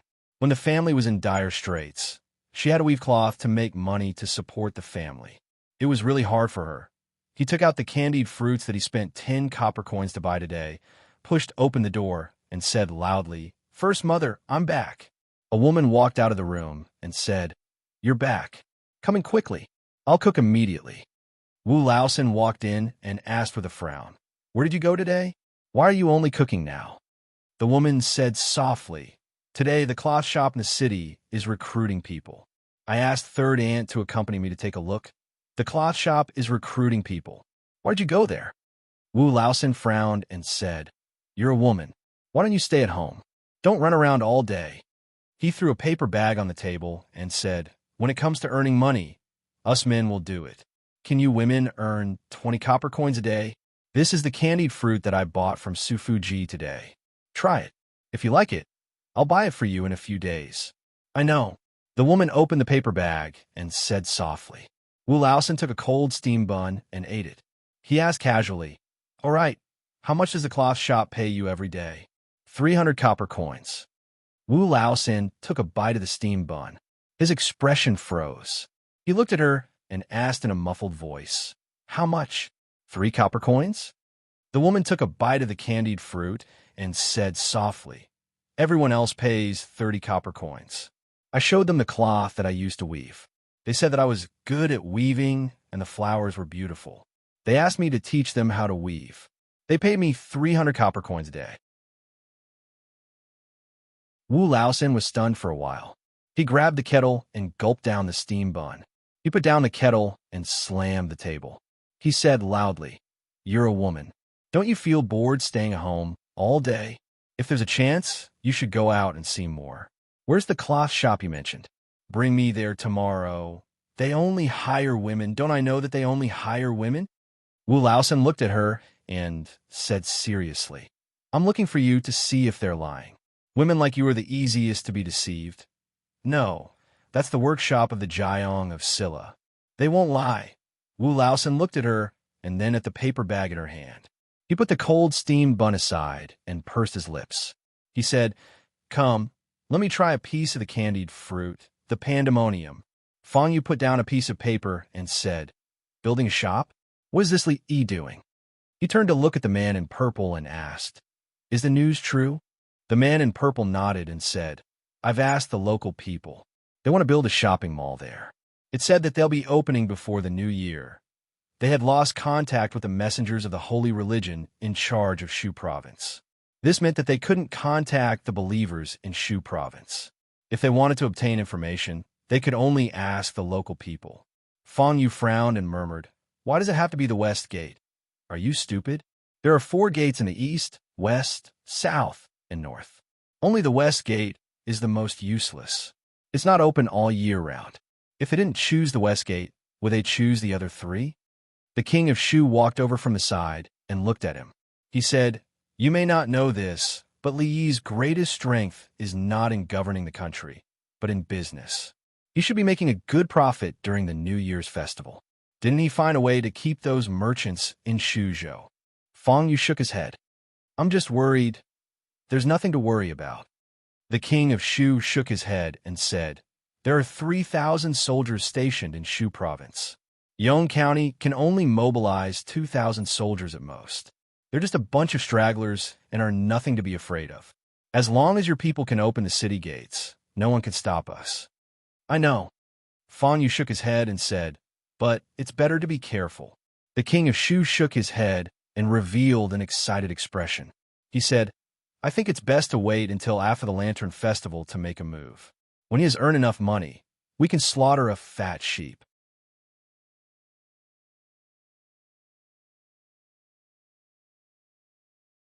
Chapter 10:15. The king of Shu postponed the day of action for half a month. Before the Lantern Festival, Li Yi could only accept it passively. He couldn't force him to do it with a knife on his neck, which would be too inhumane. Everyone had problems to discuss, express their opinions, and compromise with each other. This was the way to solve problems. For example, he helped him plan the time and route. He thought it was better to take action after the spring festival. He also thought what he said made sense. They would meet at the Lantern Festival, and the matter was settled. The following things were much easier. If Shuzhou wanted to develop, the first thing to get rid of was the closed or outdated policies after eliminating the corrupt officials, bandits, and the unstable factor of the king of Shu. At present, for ordinary people in Shuzhou, agriculture was still the most important and basic. It was related to whether they could have enough to eat and whether they would be hungry. On this basis, it was necessary to emphasize that industry, agriculture, and commerce should go hand in hand and develop together. That was what they had been doing these days. They lowered the tariff, attracted investment, canceled the curfew, opened the night market, built workshops, and provided a large number of jobs for idle women at home. The goods produced in the workshops were sold to merchants from other countries, Shuzhou would become the first special economic zone in the Jing Kingdom. Walking Rui and Ruoqing on the streets of Yong County again, it was quite different from a few months ago. The streets of Yong County used to be dirty and messy. Garbage could be seen everywhere, and sewage ditches were everywhere. When they passed some roads, they had to cover their mouths and noses. Now, the streets were cleaned by professionals. Although it was not spotless, at least it was not dirty and messy anymore. Of course, the Yong County government did this not only to implement the provincial governor's policy. Since the reform of the tariff and commercial laws in Shuzhou, it attracted merchants from the Jing Kingdom, the Qi Kingdom, and even the Wu Kingdom in a short period of time. Shuzhou's geographical location was special. It was the place where these merchants had to pass to and from other countries. Now, after the reform of the commercial laws, no other state was more friendly to these merchants than Shuzhou. Every day, there were goods from all over the world converging here. There was no need to travel everywhere. Anything they wanted to buy could be found in Yong County. Free trade. The merchants weren't the only ones who were happy. The officials of Yong County were even happier. Although the tax rate for foreign businessmen has been reduced, the total tax amount has increased tenfold. Those businessmen came here to rent shops, land, and workshops. Although they can't touch these silvers, they're still happy to see them. What's more, these silvers would eventually be used in Shu province. This included their bonuses. With a little performance, just the year-end bonus alone would be equivalent to a year's salary. Before this, they had thought that the new provincial governor Chun had lost his mind. Only now did they realize that it was His Highness Jiang of Silla who had a unique vision and foresight. I heard that His Highness Jiang of Silla is about to get married. I heard about it. In a few days, all the brothels in the city will have free performances for 3 days. Now we can watch to our heart's content. His Highness has only been in Shu province for a few months, but the officials have already become better. There are no more bandits. Life is changing day by day. My wife works in the cloth shop and can earn 30 copper coins a day. I only earn a few copper coins after working so hard every day. Sigh, you could just laugh secretly. We have been waiting for the stars and the moon for so many years before His Highness finally came. This time, we have to show our appreciation for His Highness's wedding. We have almost accumulated a basket of eggs at home. Although they aren't worth much, it can be considered a small token of our appreciation. He hadn't shown her face in public many times. Therefore, she could walk with Rui and Ruoqing on the street without worrying about being recognized. Rui had said before that she wanted to pass down the kung fu of the Liu family. He asked Ruoqing to pick a dozen girls of the right age from the brothels. Now that she had nothing to do, she would teach them kung fu. Of course, she would also bring Drunken Mo and Ruoqing with her. Although Drunken Mo and Ruoqing had long passed the age of learning kung fu, and their achievements in this life were limited, it was impossible for them to become masters like her or even Mississippi Liu, who could dominate the martial arts world. However, with a master teaching them, their progress would not be slow. On the contrary, it made Li, who had always been lazy, feel some pressure. If they became more powerful, it would be difficult for him to be a husband again. Ruoqing was fine, but with Drunken Mo's temper, it was hard to say what would happen after marriage. In the end, who would be on top and who would be on the bottom, who would be active and who would be passive. However, a man should be flexible, so he didn't need to care about these things. Drunken Mo's wedding dress had been embroidered a long time ago. Now that the former emperor had passed away, the 1-year period was about to pass. At the beginning of next year, it would be time to return the wedding that he owed them. Beside a small stall by the roadside, Rui and Ruoqing walked over, picked up an exquisite hairpin, and inserted it into Ruoqing's hair, saying, "This hairpin matches my sister quite well." Li looked at it. This hairpin was indeed exquisite. Judging from its style, it didn't seem to be from the Jing Kingdom. Now in Yong County, merchants from all over the world gathered, and any small stall on the street could buy a lot of good things. Beside the two of them, another woman also picked up a hairpin. She turned around and said to a man in a yamen uniform, "Husband, this hairpin is beautiful." I want this one. The official frowned and said, Didn't I just buy one for you yesterday? Why do you want it? The woman grabbed his arm, shook it hard, and said angrily, No, I want it. Okay. The official hurriedly agreed. Now, when he heard her say, I want it, his legs would unconsciously go soft. What was a night of love worth 1,000 gold? It was all a lie. She was a good girl before marriage. How could she become like this after marriage? Habitually holding his waist, he looked at the merchant and asked, How much is this hairpin? You really have a good eye. Seeing him pick the hairpin, the merchant's eyes lit up and said, This is the hairpin that Empress Wendy wore on her head when she committed suicide. It's a priceless treasure. Who are you lying to? Which empress committed suicide? If you talk nonsense again, I'll take you to the officials. The official glared at him. If it weren't for the county magistrate asking them to treat these merchants better, the lies he had just fabricated were enough to make him shed a layer of skin. It's Empress Wendy of the Wu Kingdom. The merchant hurriedly shook his head and said, Sir, you can take a closer look. This style, this material, it's really a real royal thing. If it weren't for the fact that this is the Jing Kingdom, I wouldn't dare to sell it. The official looked at him and shook his head, saying, Just tell me how much it is. 1,000 taels. The merchant from the Wu Kingdom looked at him and said, I might as well tell you the truth. This hairpin is the relic of Empress Wendy of the Wu Kingdom. I only dare to sell it here. 1,000 taels, 1,000 taels, no lower.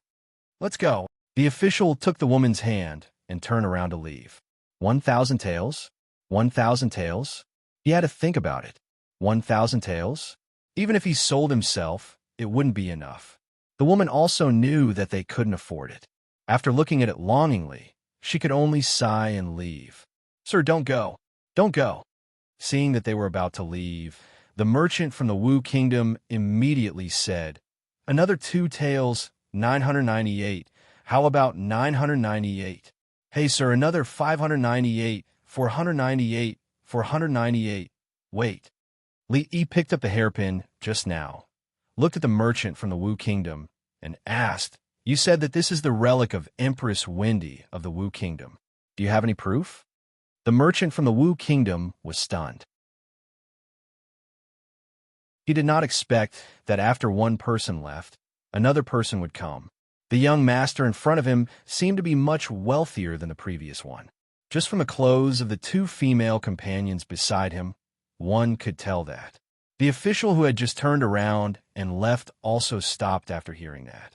He looked back at the back of that person, wanting to see who was so stupid to spend 1,000 taels to buy such a fake.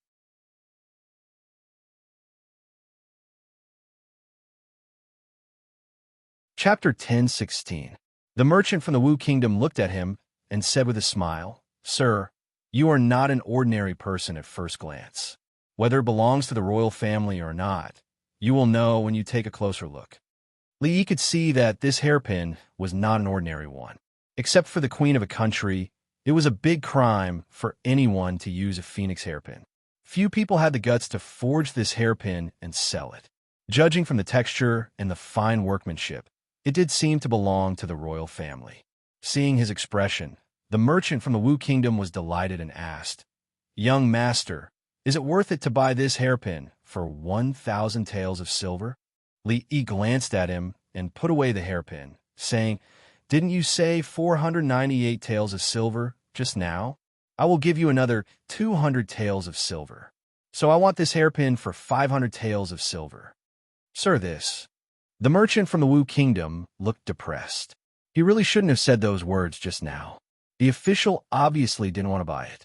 He shouted for nothing, but now 500 taels of silver flew away just like that. However, he also knew that it was not easy to sell this thing. It was a profit to have 500 taels of silver. He could only nod helplessly and said with his teeth clenched, 500 taels of silver it is. Okay. Behind Li Yi, the woman just now looked at him and curled her lips, saying, 500 taels of silver for such a fake. Are you stupid? The merchant from the Wu Kingdom was furious. He looked at her and said loudly, What fake? Do you think this young master is as ignorant as you are? When the woman was about to speak, she found that the man next to her suddenly pulled her arm. Before she could ask anything, she saw her husband's legs go soft, and he knelt down. The official looked pale. Looking at the young man in front of him, he said in a trembling voice, "Greetings, Your Highness Jiang of Silla. I didn't know Your Highness and offended you. Please forgive me, Your Highness." "Jing, Your Highness Jiang of Silla." Hearing that, the woman's face turned pale, and she also knelt down with her husband. As for the merchant from the Wu Kingdom, when he knew that the person in front of him was the famous His Highness Jiang of Silla, he was stunned and his body trembled. Where? His Highness Jiang of Silla. Where is His Highness? I haven't seen what His Highness looks like. I'll pay for the hairpin at the Jiang of Silla's residence. Seeing that there was already a commotion on the street, Li Yi glanced at the businessman from the Wu Kingdom. With one hand holding Rui and the other hand holding Ruoqing, they quickly disappeared into the alley ahead. At first, he was the one pulling Rui and Ruoqing as they ran. Later, Rui was the one carrying them on each side as they flew in the sky. Only then did he get rid of the people of Yong County who were rushing over from all directions. He flew back to the Jiang of Silla mansion and sat in the small courtyard. He took a long time to calm down. In his previous life, he had only seen such a scene when he passed by an airport and saw the fans of a certain A-list celebrity welcoming him. He didn't expect that he would have such a day. It seemed that practicing martial arts was the right choice. If he didn't have the ability to fly in the sky, he might not be able to resist these fans. In addition, he had to urge Ruoqing to practice martial arts, especially to practice lightness skill. The holy religion had 100,000 followers in the Qi Kingdom. Thinking of the scene, he was a little scared. Only the queen who could fly could control the scene. After drinking a cup of the new cocktail developed by Xiao Zhu yesterday, he took out the hairpin he had just bought. Li Yi was very familiar with the palace. Therefore, when he saw the hairpin at first sight, he knew it was not an ordinary thing. But he didn't expect that it was worn by Empress Wendy before she died. Empress Wendy was the former empress of the Wu Kingdom. After the current emperor of the Wu Kingdom killed his brother and father, she committed suicide. Now he was sure that Yang Liuqing was the princess of the Wu Kingdom. After the emperor of the Wu Kingdom usurped the throne, she fled the palace. Then this empress Wendy must be Yang Liuqing's mother. Since he saw it, he naturally had to help her put away Empress Wendy's belongings. He would return them to her when he saw them in the future. Several months ago, the news about Yang Liuqing was directly cut off. Of course, wasn't because something had happened to her. It was just that the Wu Kingdom was now full of heroes and chaos. The imperial court wanted to get rid of these people as soon as possible. She was the most important person to pay attention to. If she didn't hide her trace, the imperial court would definitely encircle her. Whether it was the Lu League or the brothel, they had no sources in the Wu Kingdom. Even the imperial court of the Wu Kingdom couldn't find Yang Liuqing. Of course, it was impossible for Li Yi to find her himself. Recently, Mississippi Lu didn't mention going to the Wu Kingdom. The Lu League needed to take root in Suzhou again. As the League leader, she had to deal with many things in person. Of course, more importantly, even if the two of them and the whole Lu League joined forces, they still couldn't compete with the country. Today, Mississippi Lu had already changed her rash temperament. Except for taking action when she disagreed with him, she didn't have that kind of irrational impulse anymore. In retrospect, she had really changed a lot in the past few years. But the biggest change was reflected in her cooking skills. A woman changed 18 times before she grew up, and a fairy fell to the mortal world. 2 years ago, looking at the chicken pieces as she burned in charcoal, he would never have imagined that one day he would miss the dishes cooked by Mississippi Lu.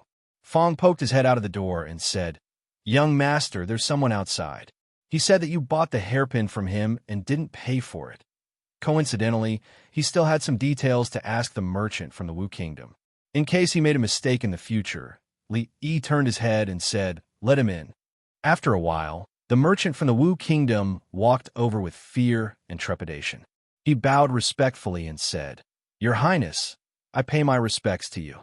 At this moment, he was a little nervous. If the person who bought his hairpin was not His Highness Jiang of Silla, who was praised by everyone in Shuzhou, he would never dare to come to the prince's mansion to ask for money. He wanted to take the money and leave, but he didn't expect that he would be summoned by Jiang of Silla. Li Yi looked at him and said casually, "You really dare to come here?" Plop. The merchant from the Wu Kingdom turned pale.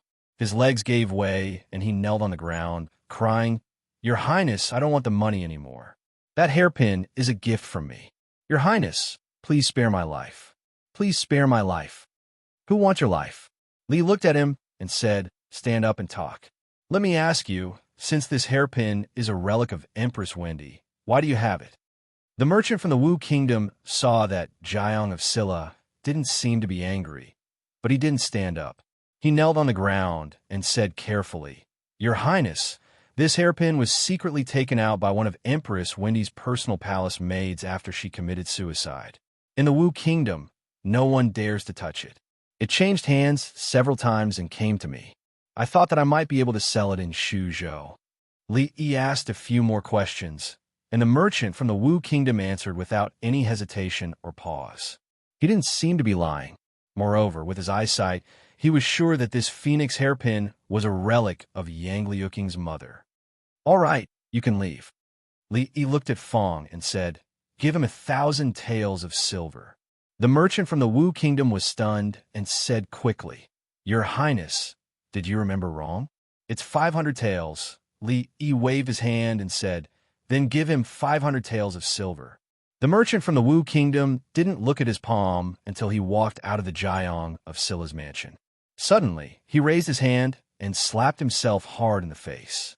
In the small courtyard, Li Yi held the hairpin and carefully looked at it. Fong ran in again and said loudly, "Young master, there's a letter from the capital." Putting the matter of the hairpin aside, Li Yi opened the letters that had just been delivered by the courier station. Every month, he would send a few letters to the capital, and he would receive a few of them.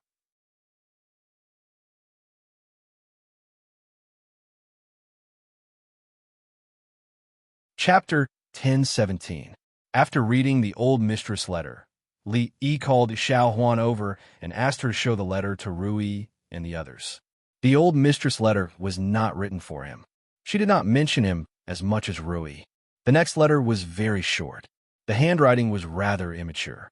Duanwu had only been learning to read for a few years, so it was already very good that she had made such progress. The little girl used a worried tone to talk about the heavy workload that caused her to have no time to play during this period of time. She also said that the guy called Li Han was always bothering her, which was very annoying. The only time she wasn't annoyed was when he was explaining the math problems to her. For the time being, there were only 3 letters. The last one was naturally Li Xian's. Li Yi opened the envelope. After glancing through it, he shook his head helplessly. Li Xian, this guy, had thrown all the matters of the court to Mingzu. He had gone off to study soap bubbles, leaving Mingzu, a princess, to worry about the empress. And he still had the cheek to ask himself why the bubbles under the sun were colorful. Li Yi looked at Yongning, who was blowing bubbles in soap water to tease Li Duan. Even Yongning knew that it was the interference of light. 2/3 of this guy's letter was actually about this, and based on this, he proposed 3 conjectures and 5 hypotheses. He picked up his pen and wrote on the paper, "To understand why the soap bubbles under the sun are colorful, we must first understand the wave-particle duality of light. Speaking of the wave-particle duality of light, we must mention the theory of relativity. And before we understand the theory of relativity, we must definitely not bypass quantum theory." When he reached the angle between the direction of vibration of the incident light vector and the direction of polarization of the polarizer, Li Yi could not continue. He then used one sentence to explain the principle of the interference of light, which caused the soap bubbles under the sun to be colorful. He then used a few hundred words to briefly describe the recent events of the past month. He asked about the situation in the capital. He estimated that 5,000 words should be enough. He put a few pieces of paper into an envelope and sealed it. The courier would send it to the capital at the fastest speed of 800 li. He looked at Fong and asked, "Just these 3 letters. Is that all?" Fong shook his head and said, Only these three. He lowered his head and said after a long time, "So be it." Ever since he left the capital, he could only get bits and pieces of information about Immingzu and Shanning from Lixian's letters. He thought they would write back, but after waiting for so long, there was still no letter. Even the letters he sent were not answered. He still remembered that the day before he left, Immingzu held his hand and asked him if he could stay. He also remembered that the girl ran out of the palace barefoot and cried her heart out. Thus, his anger towards certain people in the capital, which he had managed to quell with great difficulty, rose again. Li Duan watched for a while and didn't want to watch anymore. He trotted over, held Li Yi's arm, and asked, "Father, Dwayne or Mrs. Xiao Rui and Xiaonyang, when are we going back to the capital?" At the age of 2, Li Duan could already speak his mind in complete sentences. "In a few more days. In a few more days, I will be able to see Xiao Rui." Li Yi picked him up and suppressed the anger in his heart. He asked with a smile, "Isn't Xiaonyang at home? Why does Dwayner still miss Xiaonyang?" He only thought that Xiaonyang was what Li Duan called watching or ZMO. Perhaps Rui taught him to call her that these days. "Xiaonyang is not at home. Xiaonyang is in the capital." Li Duan shook his head and said, "Xiaonyang will give Dwayner candy figurines to eat." The smile on Li Yi's face froze in an instant. Zuamo and Ruoqing would not give him candy figurines to eat. The child was still young, and eating too much candy was not good for his teeth. He gently put Li Duan down and picked up the letter sent by Li Xian. The letter said that there was a girl who stood on the palace wall every day and looked in the direction of Shuzhou. Every letter he sent would mention this sentence. The letter also said that she would read every letter he sent without missing a word. She was the person who would secretly give Li Duan candy figurines to eat. He lowered his head, touched Li Duan's head, and said, "I also want to. When you grow up, I will take you back to see her." Li Duan nodded and said, "Then Dwayner should eat well and grow up quickly. When you grow up, you will be able to see Xiaonyang." Li Yi's face was a little dazed. There was once a girl who told him that she would eat well, sleep well, and do her homework well. She would grow up well and wait for him to come back. What the girl didn't know was that when she said these words, she had already grown up. A bunch of bastards. Thinking of the faces of those people in the capital again, thinking of the girl standing opposite him and smiling with tears in her eyes, Li Yi's face darkened and his fists clenched. When Qinchong saw Li Yi, he knew that someone was going to be in trouble. He stood up from his seat and asked, "What happened?" Li Yi's face darkened. "Write a memorial and hand it in. Say that suppressing bandits in Shuzhou has cost a lot of money and suffered heavy losses. Ask the court to allocate 1 million taels of silver." Qinchong froze and then looked at him in disbelief. 1 million taels of silver? You're crazy. They won't agree. He looked at him and asked, "Either they agree to allocate the money or Shuzhou doesn't pay taxes for 50 years. Which do you think they will choose?" Qinchong didn't need to guess to know which option the people in the capital would choose. Shuzhou had always been poor and full of bandits. Not mentioning paying taxes to the court every year, it could already be considered a good year if it didn't rely on the court's aid and not drag the court down. 1 million taels of silver or non-existent taxes. Even an idiot wouldn't know which to choose. The court was full of smart people, so they would definitely choose the second option. The result of choosing this path was that they would be ridiculed by their descendants for 50 years, because the Shuzhou of today was no longer the Shuzhou of yesterday. The Shuzhou of tomorrow was no longer the Shuzhou of today. In the entire world, no one dared to make such a request to the court, but unfortunately, the person before him was one of them. The court had to choose one of the two options he gave. Once they made a choice, they had to abide by it. As long as he was alive, he could not go back on his word. The capital, Hibiscus Garden. Li Xian sat by the lake, comfortably lying on a rocking chair. He gazed at the soap bubbles floating in the air, changing colors under the sunlight.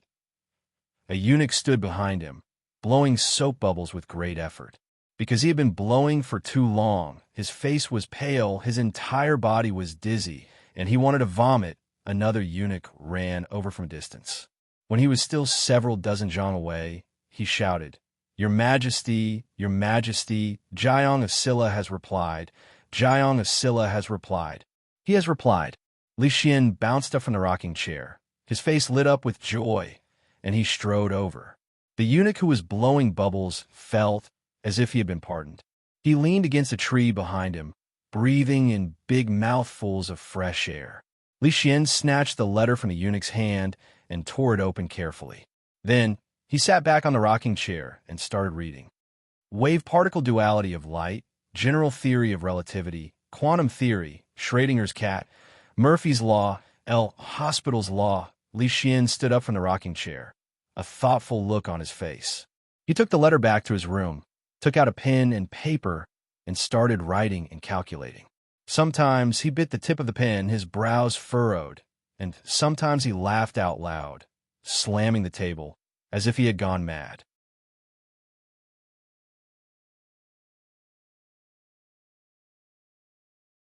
Chapter 10:18. The eunuchs and palace maids were used to His Majesty's crazy behavior. Whenever His Majesty was thinking seriously, he would act like this. Compared to other things that His Majesty had done, this was nothing.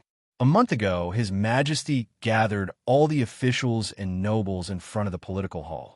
He sent 2 eunuchs to the top of the Golden Hall to throw down 2 iron balls, one big and one small, from the same height. The iron balls fell to the ground at the same time under the witness of countless officials and nobles. The Academy of Science proposed the concept of free fall and calculated the value of gravitational acceleration considering air resistance. It was said that many of the Academy of Science's research was based on this concept.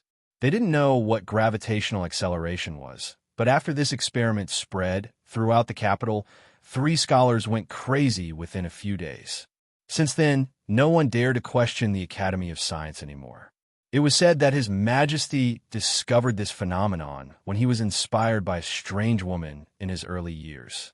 It was because of that woman that His Majesty embarked on the path of studying the laws of heaven and earth.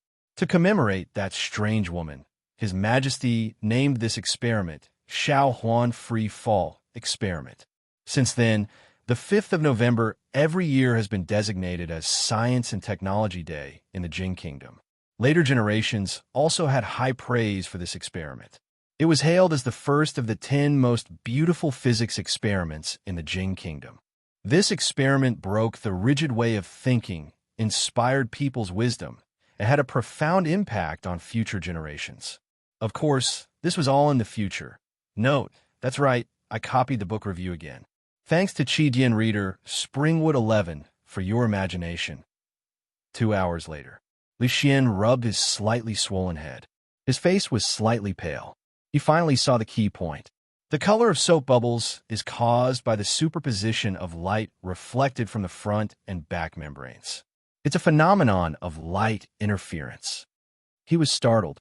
If the answer to the question was this simple, then the things he had read earlier, such as wave-particle duality, general relativity, quantum theory, Schrödinger's cat, Murphy's law, Hospital's law, all of these things that he had struggled so hard to understand were all used by Li Yi to make up for the number of words in the book. Schrödinger's cat. What was the relationship between Schrödinger and old General Shui? He knew that the box might be poisoned, yet he still put the cat in. Did he ever consider the cat's feelings? Who was Murphy? Was he the descendant of the Mo family? The laws he proposed had nothing to do with the ideology of the Mo family. Who was Luo Beta? What was the limit? Why did he ask for guidance? If he ran fast enough, his sorrow would not be able to catch up with him. Was this the theory of relativity? But what did this have to do with his question? After staring blankly on the spot for a long time, his face finally revealed an embarrassed and angry expression. He sat back down and picked up the letter. A moment later, he suddenly slapped the table and said angrily, "This deranged fellow, he actually gathered 4,381 words this time." A figure walked in from outside and looked at Li Xian, asking in a low voice, "Imperial brother, did teacher send a letter?" Li Xian looked at the girl who was quietly standing in front of him with a smile. A trace of heartache flashed across his face as he smiled and said, "Yes, he said that Dwayner misses you very much and wants to come back to see you as soon as he grows up." The girl said with a smile, "I also miss Dwayner. I wonder if he's grown taller and how many teeth he has grown. I didn't say in this letter." Li Xian took out another letter from the table and handed it to her. He said, "This is a letter from him to you. Maybe it's written on it. Oh yes, there's also a letter from your imperial sister. When you return to the palace later, send it to her." "Thank you, Brother Xian." She took the letter. At this moment, a small figure ran in from outside. When she ran past the door, she accidentally tripped and fell. Without waiting for the eunuchs and palace maids to help her up, she got up by herself, patted the dirt off her body, and ran to Li Xian. She raised her little face and asked, "Daddy, Daddy, is Dwayner back?" Li Xian picked her up and said, "Dwayner hasn't come back yet. When Xiao Rui grows up, Dwayner can come back to play with you." The little girl who just turned 2 bit her finger and said seriously, "Then Xiao Rui has to grow up quickly." Somewhere in the palace, the little girl carefully opened the letter with a faint smile on her face. She murmured, "Dwayner already has 20 teeth. His height." She stood up and gestured. She murmured, "His height is already up to my waist. When he grows up, I won't be able to carry him." She carefully read the letter several times before putting it into an envelope and locking it in an exquisite box. There were already several letters lying in the box. 1 letter every month. There were a total of 8 letters now. In other words, her teacher had been gone for a full 8 months. When she received her teacher's first letter, her heart was filled with joy. She was so happy that she couldn't sleep for a few days. Later, she wrote many pages of replies. Her wrists were sore. She had so many things she wanted to say to her teacher. She wanted to drink the soup that her teacher made. She wanted to eat the sugar figurines that her teacher bought for her. She wanted her teacher to put her on his neck to watch the fun. Later, she burned the letters one by one. No amount of paper could finish writing all the things she wanted to say to her teacher. She believed that her teacher knew all the things she wanted to say.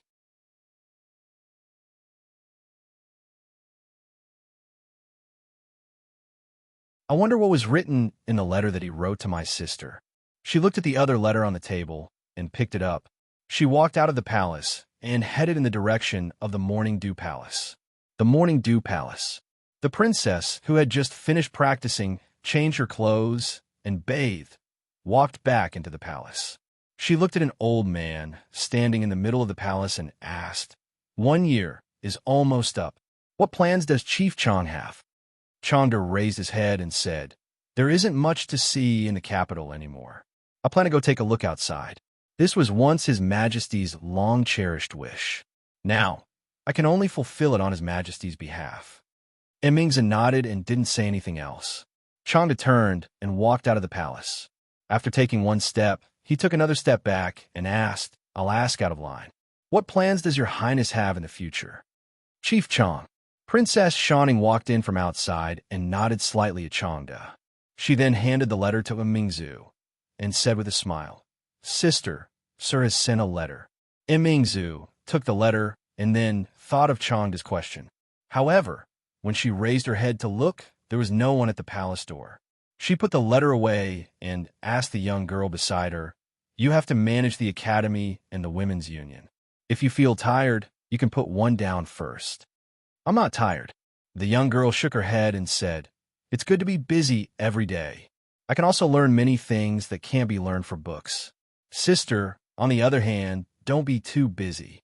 Sir told me to keep an eye on you and not let you always stay up late. He said that girls who stay up late will age." Emingza nodded. Every time he wrote to her, he would mention this. He said that girls who stayed up late would age easily and get wrinkles easily. It was easy for their hormones to go haywire, causing irregular menstruation and causing their breasts to shrink. He also said that if she became an old woman in the future, no one would want her. Therefore, she never openly used letters in front of Shining. Little girls were not allowed to read them. After he left, she became more and more unscrupulous. However, Shuzhou was thousands of miles away from the capital. Her hands could not reach there. She thought about it, sat down, took a pen and paper, and began to write.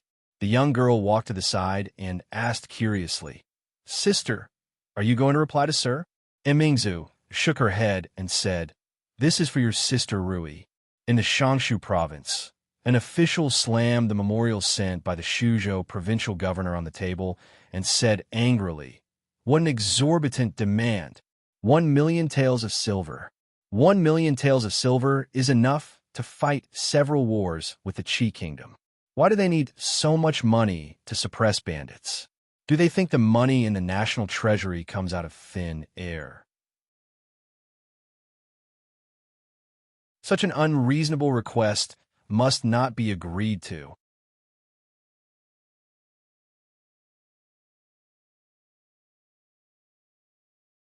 Chapter 1019. The official was referring to a memorial that Chunchong, the provincial governor of Shuzhou, had just sent over. Everyone was familiar with the name Chunchong. The Qin clan was once illustrious for a time. Chunqing was one of the pillars of the imperial court, and Chunchong's name was known by everyone in the imperial court. Of course, that was the Chun family in the past. Later, the king of Shu lost power and was implicated by the Cui family. The Chun family soon declined. Chunchong was stripped of his official position and his property was confiscated. He was reduced to opening a cloth shop in the capital to make a living. For a long time, this matter was a topic of discussion among the officials in the imperial court. He thought that the Chun family would never have a chance to rise again in this life, but he didn't expect that in just a year, the Chun family would become the provincial governor of Shuzhou. Shuzhou was the fief of the Jiang of Silla and the most special prince of the Jing kingdom. The imperial court could not interfere with the appointment of the provincial governor of Shuzhou, nor could they criticize him. They accused him of something else. According to the memorial, after the Jiang of Silla arrived in Shuzhou, he launched a vigorous campaign to suppress bandits. All the officials knew that there were many bandits in Shuzhou. For many years, the imperial court and local officials tried to suppress them, but to no avail. As time went by, he took a laissez-faire attitude towards this matter. They did not care whether the Jiang of Silla suppressed the bandits or not. The problem was that if he wanted to suppress bandits, it was just to suppress bandits. Why did he make it seem like he was at war with the Qi kingdom, the Wu kingdom, and the Zhao kingdom at the same time? Although the national treasury had not been so tight for the past 2 years, they could not be so extravagant. This was clearly blackmail. Someone looked up at the indignant official and asked, Then, Lord Qi, do you think that we should choose the second option? Shuzhou does not pay taxes for 50 years. Although the Shuzhou is the fief of the Jiang of Silla, it is also the land of the Jing kingdom. How can we do this? Lord Qi waved his hand and said, We will not choose either of these two options. You can tell this to His Highness the Jiang of Silla and His Majesty. The official shook his head and said no more. His Highness the Jiang of Silla was more favored by His Majesty than the Empress. If this memorial was sent directly to His Majesty, he would probably approve it immediately. Back then, they were the ones who had forced King Jing to Shuzhou. Now, if they dared to add insult to injury, even if King Jing was far away in Shuzhou and could not do anything to them, His Majesty would not let them off easily. Because of the departure of the Jiang of Silla, the conflict between them and His Majesty had not been completely resolved. Moreover, this matter was not that difficult to choose. Shuzhou had always been a sore point for the imperial court. It could be said that they did not care about it. It was indeed the territory of the Jing kingdom. But if they did care about it, that place was too chaotic. The imperial court could not reach that far. Its existence was of little value. It would only drag the imperial court down and pull down the per capita GDP of the country. All the data from the Ministry of Revenue could prove this point. It was tasteless, but it was a pity to throw it away. Therefore, when His Majesty conferred Shuzhou to the Jiang of Silla, there was almost no opposition in the imperial court. Even if the Shuzhou did not pay taxes for 50 years, it would not affect the overall situation. That place was so chaotic. It was the Wu kingdom, the Qi kingdom, and the land of chaos. It was not easy to throw the blame to the Jiang of Silla, but no one was willing to pick it up again. The two prime ministers were not present, So the ministers had a discussion and finally made a decision. They would submit this memorial to His Majesty and the princess. Li Xian had already gotten rid of the low-level interest of blowing soap bubbles. He held a prism and fiddled with it under the sun. The 2-year-old girl stood beside him and looked at it without blinking. She murmured, "Why hasn't Daddy conjured a rainbow yet?" Uncle Li conjured one so quickly. The little girl clapped her hands happily and ran over to show off to her mother. She was so happy that she finally managed to achieve the dispersion phenomenon. "Mother, Daddy conjured a rainbow for Xiao Rui just now." After a while, Wang Qin walked over with the little girl in her arms. Li Xian looked at her and said, "That guy's going to get married soon, and he's going to marry 2 at once. Isn't His Majesty going to get married soon? What's there to be envious about? Are you envious that the Jiang of Silla can marry 2? Wang Qin looked at him and said, "If His Majesty is willing, he can marry more than the Jiang of Silla. In addition to the imperial concubines, he can also have a few more concubines. What are you saying? Am I as fickle and beastly as him?" Li Xian said righteously as he held the mother and daughter in his arms. Wang Qin blushed slightly and gently pinched him. "You're already an emperor, but you're still not serious." Xiao Rui is still here. The little girl covered her eyes and quickly said, "Xiao Rui can't see anything. She can't see anything." The family of 3 laughed and played for a while. Then, Wang Qin took the little girl to sleep. Li Xian walked back to the hall and opened the memorial at the top. He only glanced at it and used a red brush to circle the words, "Shuzhou will not pay taxes for 50 years.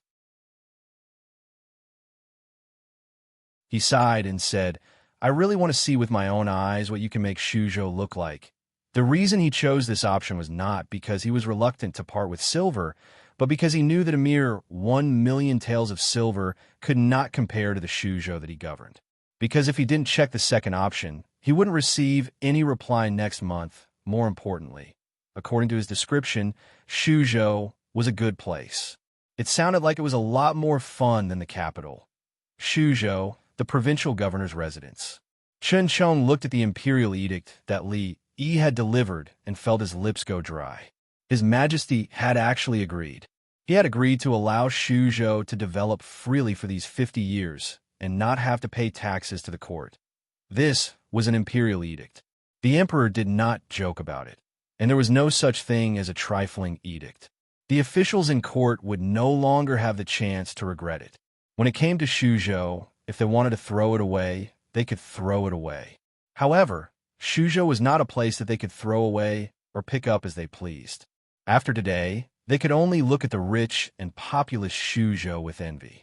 After following at Li Yi's side for so long, he now seemed to understand why Li Yi had never been willing to enter the court when he was in the capital. Because the people in the court were basically a bunch of pigs. One could imagine what would have happened if the court had not interfered for so many years and allowed Shuzhou to develop freely. The reason he was able to sit step by step in the position of censor was not because of the Chun family. Thus, he could clearly see that in less than 50 years, Shuzhou would become even more prosperous than Qing and Fu and Jingdou. At that time, would they still feel heartache over the 1,000,000 taels of silver? Jiang of Silla Fu. Li Yi looked at Fong and asked, "Other than the imperial edict, is there anything else?" Fong nodded and said, "There is also a letter." Li Yi casually asked, "From Li Xian?" Fong shook his head and said, "From the princess." Li was stunned and asked in disbelief, "Which princess?" "The eldest princess." "Ah." Li Yi suddenly stood up from his seat. "Why didn't you say so earlier that the eldest princess sent a letter? Quick, show it to me." Fong took a step back and shook his head. He said, "The eldest princess did send a letter, but it was not for the son-in-law." Li was stunned on the spot. If the eldest princess's letter was not for him, who else could it be for? To Yongning? To Rui? It couldn't be for Mississippi Liu, could it? Fong looked at him and explained, "This letter was written by the eldest princess to the second young mistress." "What? Mingzhu gave it to Rui?" Li Yi was stunned again. Mingzhu and Rui, their relationship didn't seem to be so good that they would write letters to each other, right? Besides, he had written so many letters to her, but she didn't reply to any of them. She actually took the initiative to write to Mississippi Lou. This didn't make sense, nor did it make sense. Lee shook his head and said, "I don't believe it. Let me have a look." Fong took out the letter from his sleeve and put it on the table. "I told you to read more." Lee looked at the letter and looked at him with disappointment. He pointed at the words on the envelope and said, "Look, it clearly says for Lee. Why is it written for Rui? Although you can't read, you can't talk nonsense." Fong looked a little sad and said, "Son-in-law, you are insulting me. Although I can't read, I know how to count. For Lee is 4 words. For Lu Rui is 5 words." He shook his head and continued, "And I asked the courier. This letter is indeed for the second young mistress. Son-in-law, don't lie to me, and don't lie to yourself." Lee finally understood why Fong's martial arts had stagnated. He was ignorant and incompetent. He was simply ignorant and incompetent. He didn't practice, but secretly learned. He obviously didn't know how to count before.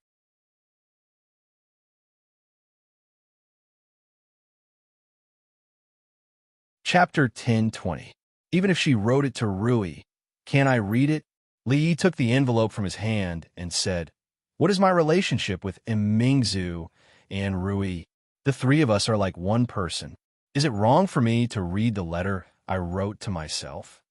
Fong looked at him and said seriously, "Young master, I advise you not to read it." Lee tore the envelope in front of him and took out the letter. Fong looked at him and did not say anything. He just patted him on the shoulder, sighed, and turned to leave. "You're getting more and more insensible." Lee glanced at him. He took Mingzhu's letter and planned to go back to his room to read it. However, he did not go back. He stood there for a long time and wiped the sweat on his forehead. He opened the letter and handed it to Mississippi Lou and said, "This is a letter from Mingzhu to you. I opened it for you." Fong was insensible. He did not know Rui when he saw her. So he opened the letter and handed it to her. After Lee handed the letter to Mississippi Lou, he asked thoughtfully, "Do you want me to read it for you?" Mississippi Lou said indifferently, "Read it if you want." "That's embarrassing." Lee looked at the letter in her hand. Mississippi Lou turned and went back into the house. Lee looked at her back and sighed and shook his head. Saying one thing and going back on one's words. "Oh, women." Lee leaned against the pillar and was puzzled. Mingzhu did not reply to him.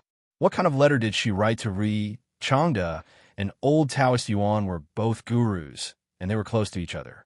In terms of distance and strength, there was no reason for them to ask Mississippi Lou for guidance. It could be said that they were confiding in each other's bosom friends, but they were not bosom friends. They would fight whenever they saw each other. It was impossible for them to chat about their daily lives. Mingzhu would never compare who was older with Mississippi Lou in the letter. That would be asking for humiliation. What did they have to say in the letter? Lee really couldn't understand. No matter how he thought about it, it was all Fong's fault in the past. He was such a simple, kind, and qualified wingman. Ever since he got together with Little Red, he had completely changed. Mingzhu had written a letter to Rui, but she hadn't told him in advance. What if they? What would he do? There was no way he could explain this to Rui, let alone the old emperor. Soon, Rui came out of the room. Lee pretended to ask casually, "What did she say in the letter?" Mississippi Lou glanced at him and said lightly, "The letter is on the table in the room. If you want to read it, go and read it yourself." "I don't want to read it." Lee shook his head and walked into her room. He said, "The letter you borrowed from me last time. Bah, it's time to return the book you borrowed from me. I'll go and get it myself." The letter was indeed on her desk. When Lee walked over, he glanced at it. There were only 2 lines of words. It didn't look like a letter at all. He took a book from the bookshelf. When he walked over, he stopped and finally saw the 2 lines clearly. "He teased me." That was the first line. "Help me beat him up. I'll help you next time." This was the second line. Lee looked at Mississippi Lou, who was standing at the door, and curled his lips. It was fine if she didn't want him to read it, but why did she have to take out a fake letter? She must have written it herself. Mingzhu was the princess of a country, and there was no distinction between them. How could she say something like that? What's more, he wrote this letter just to get Rui to beat him up. What's this Didi call? A clumsy, self-directed performance. This Rui was getting more and more out of hand. Women. Then he saw the woman begin to close the door. Li Yi's expression changed, and he immediately said, "You don't really believe what she said, do you?" Mississippi Lu didn't say anything and walked straight towards him. Li Yi retreated to the bedside and said, "We are a family. Imingzu is still an outsider for the time being. Are you sure you want to listen to her one-sided words?" Mississippi Lu looked at him and said, "You just said that the three of us are like one person, and I beat myself up. Is that wrong?" Li Yi thought for a moment and said, "I was wrong. You use a wrong conclusion, and you can only come up with an even more wrong conclusion. I am not you, so beating me up is not the same as beating yourself up." Mississippi Lu looked at him and asked, "Then what is the correct conclusion?" "You are you, the unique you.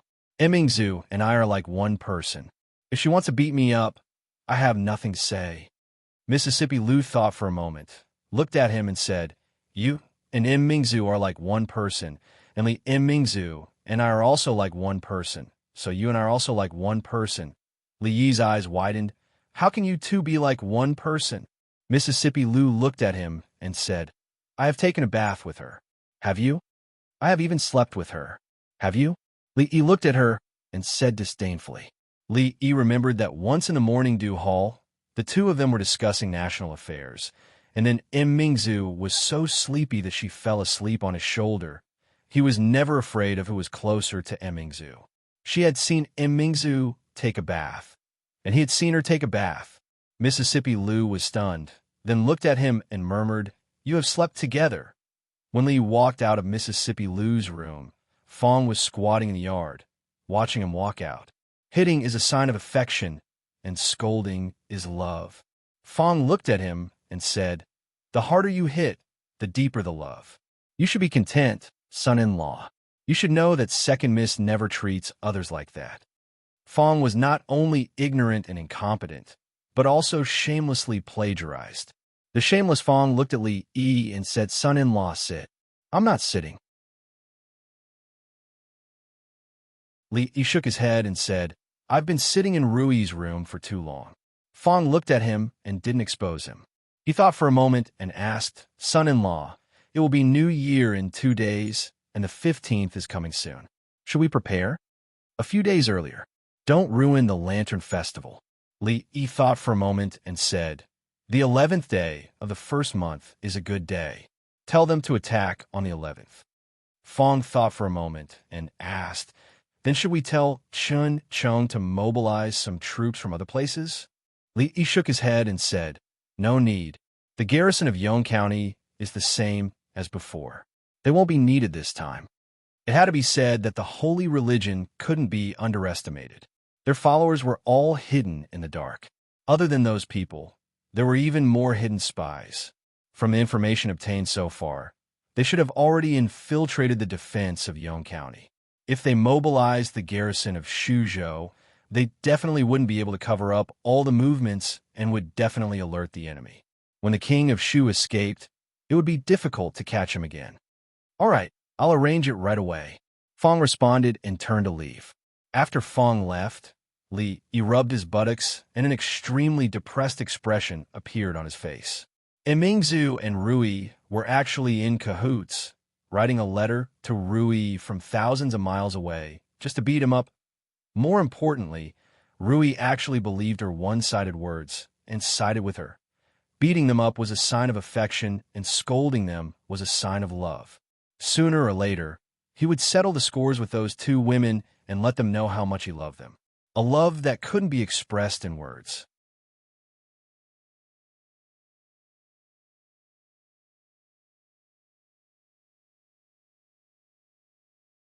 Chapter 10:21. As the new year approached, the people of Yong County finally knew what was going on with the newly built shopping mall at the West Gate. Shops, they were all shops. They were too much for one's eyes to take in, and they lingered on for a long time. There were restaurants, brothels, inns, cloth stores, clothing stores, music stores, jewelry stores. There was even a market that occupied 5 shops. From now on, they didn't need to travel all over the county just to buy a few things. In this small shopping mall, there was nothing they couldn't think of. In the past, the people living near the West Gate were the poorest people in Yonge County. In the past few months, the situation had changed dramatically. Businessmen from all over could no longer rent shops in the shopping mall. Yonge County temporarily prohibited foreign businessmen from buying and selling land, so they could only pay high rents to the surrounding people and rent their houses as shops. They immediately became the wealthiest group of people in the county. These people weren't the only ones whose lives had changed. The textile workshops had also provided many ways for the idle women at home to earn money. They could choose to weave at home and sell to the textile workshop, or they could work in the textile workshop for a fixed monthly salary. They could also raise silkworms and sell the silk. The fabrics and clothing of the Jing Kingdom, especially silk, were very popular in all countries. No matter how many goods they produced, they didn't have to worry about not being able to sell them. The tradition of men farming and women weaving didn't change, but the delicate women used their skillful hands to support half of the sky at home. Later research showed that in Yonge County, the famous hometown of silk in the Jing Kingdom, the tradition of men living off women and being afraid of their wives originated from this. Although the standard of living had improved, the spending power of the people in Yonge County was limited. They still had to rely on these businessmen from all over the country. Even though they had to pay taxes to the local government and the rent for the shops in the shopping mall wasn't cheap, it was still much better than taking the risk of traveling all over the mountains and rivers. Just 2 days after the opening, the shopping mall was already crowded with people. After all, it was stupid not to take advantage of a good deal. Many of the shops in Yonge County had opening promotions and year-end clearance sales at the same time. If they missed this opportunity, they would have to wait until next year. 10 coins for all. 10 coins for all. You can't buy for 10 coins. You can't buy for 10 coins. You can't buy for 10 coins. You can't buy for 10 coins. The shopkeeper is in a hurry to go home for the new year. He's selling at a loss. Last 2 days. The shopkeeper ran away with his sister-in-law. We can only use the Rui dew and perfume to pay for our wages. Everything is half price. Everything is half price. Whenever a shop advertised like this, there would be an endless stream of customers, causing the surrounding peers to be dumbfounded. 10 copper coins, half price loss. If everyone did business like this, then all the merchants in this world would have starved to death long ago. These businessmen from the Jing Kingdom really had no bottom line. Was silver so important that he was willing to throw away his face for it? However, when they looked at the crowded shop and the few people in their shop, the expressions on the others' faces became complicated. Finally, a few of them whispered a few words into the ears of their shop assistants. The assistants hesitated for a moment before walking out of the shop. New store opening, second item, half price. Buy 3 get 1 free. Buy 5 get 2 free. Buy 10 get 5 free. Opening discount. 10 coins will be deducted for every 100 coins. 50 coins will be deducted for every 300 coins. The crowd split into several groups and rushed towards the shops. Amidst the crowd, a man in blue walked out of the shopping mall. He looked back for a long time before turning around and exiting the city gate from another direction. Opposite the shopping mall, on the second floor of a tea house, another man in blue withdrew his gaze and stood up. He respectfully said to the young man opposite him, "Lord Su, this man is Zheng Bang, a blue-clothed messenger of the church. He works under the right emissary. In the land of Bedlam, a man in blue looked at Feng Yu and said, 'Guardian, it has been confirmed. That place has indeed been turned into a market. I've seen it with my own eyes. The shops are doing very well. If we attack from the west gate, we can first rob them of all their goods and money. It's very convenient.'" Feng Yu lowered his head and thought for a moment. He asked, "Is there any movement in the defense of Yonge County?" The man in blue thought for a moment and said, "Nothing out of the ordinary. I've already contacted our spy.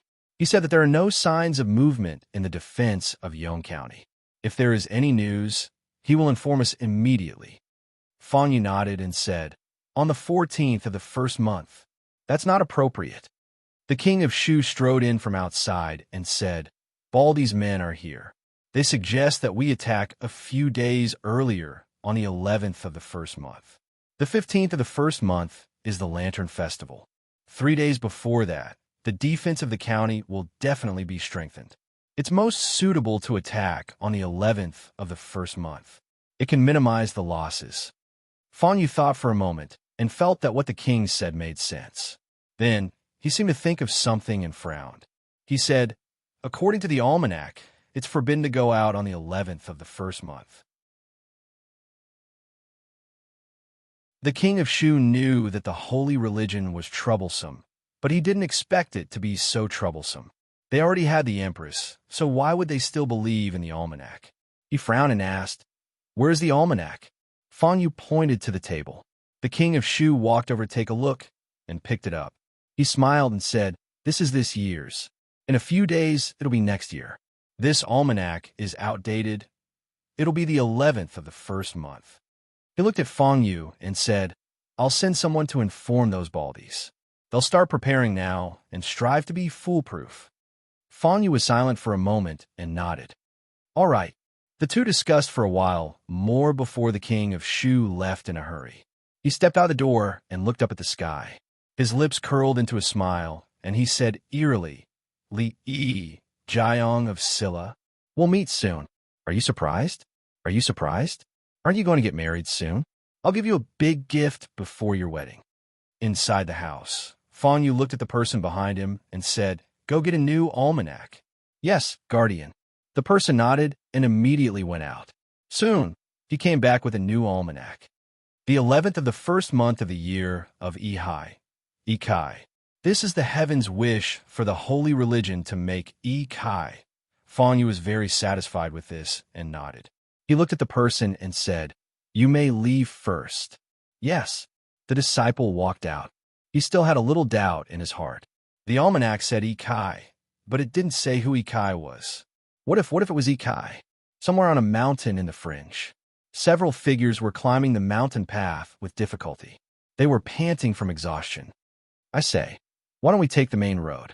Why do we have to climb over the mountains? Don't complain. Although the main road has been repaired by those baldies, it's still better to take shortcuts quickly. If you delay His Highness business, be careful of your head. Say, do you think that Baldy's place is really as good as they say? A city in the mountains with restaurants, brothels, and even a school? I don't believe it. It doesn't matter whether you believe it or not. You'll know when you see it with your own eyes." The group was chatting as they climbed the mountain. When they reached a certain point, the view before them suddenly opened up. A clear path led straight to the top of the mountain. As far as the eye could see, there seemed to be the shadows of buildings hidden in the forest. Just as the group took a few steps forward, several arrows suddenly shot out from the forest and stabbed into the ground in front of them. The person walking at the front couldn't help but break out in cold sweat. If those arrows had been a few inches higher, his foot would have been pierced through.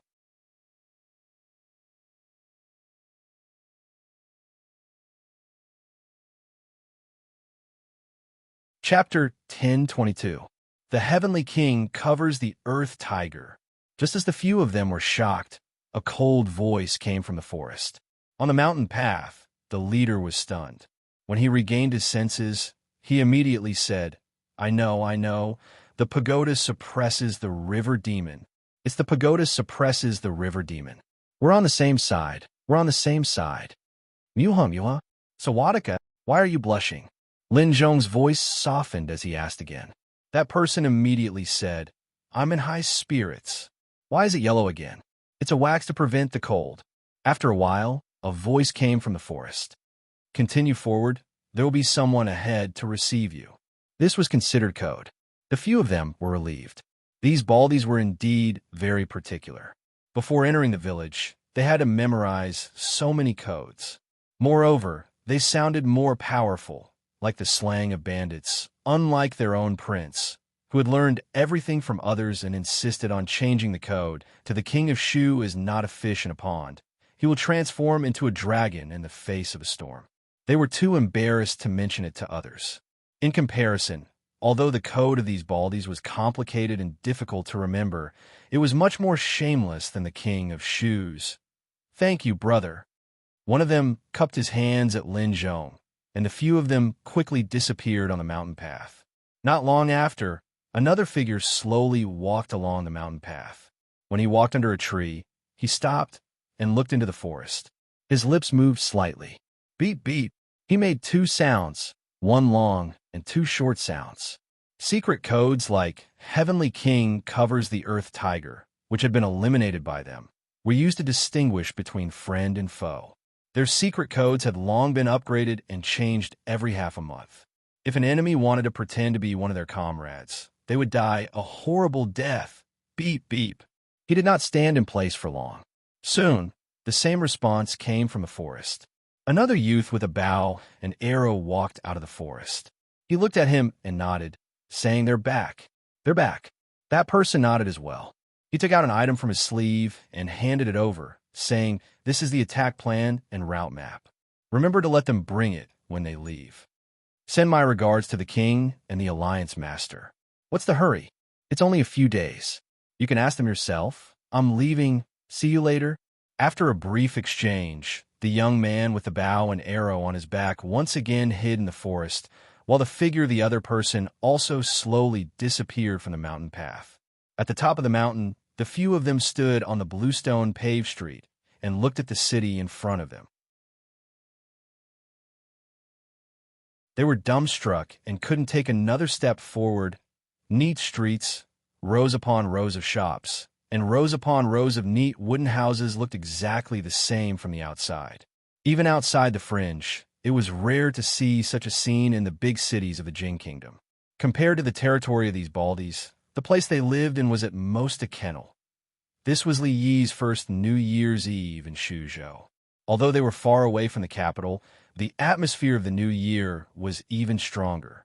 Perhaps it was because there were fewer social activities, only a simple family. It was just like the pure New Year when he first came here. The only difference was that the people of Shuzhou were too enthusiastic. In just a few days, the Jiang of Silla residents received a few houses full of gifts. Although they weren't valuable, they still represented the people's goodwill. Li Yi also asked the gatekeeper to prepare red envelopes for all the people who came to his residence with gifts. This was considered reciprocity. Shuzhou had already begun to develop rapidly.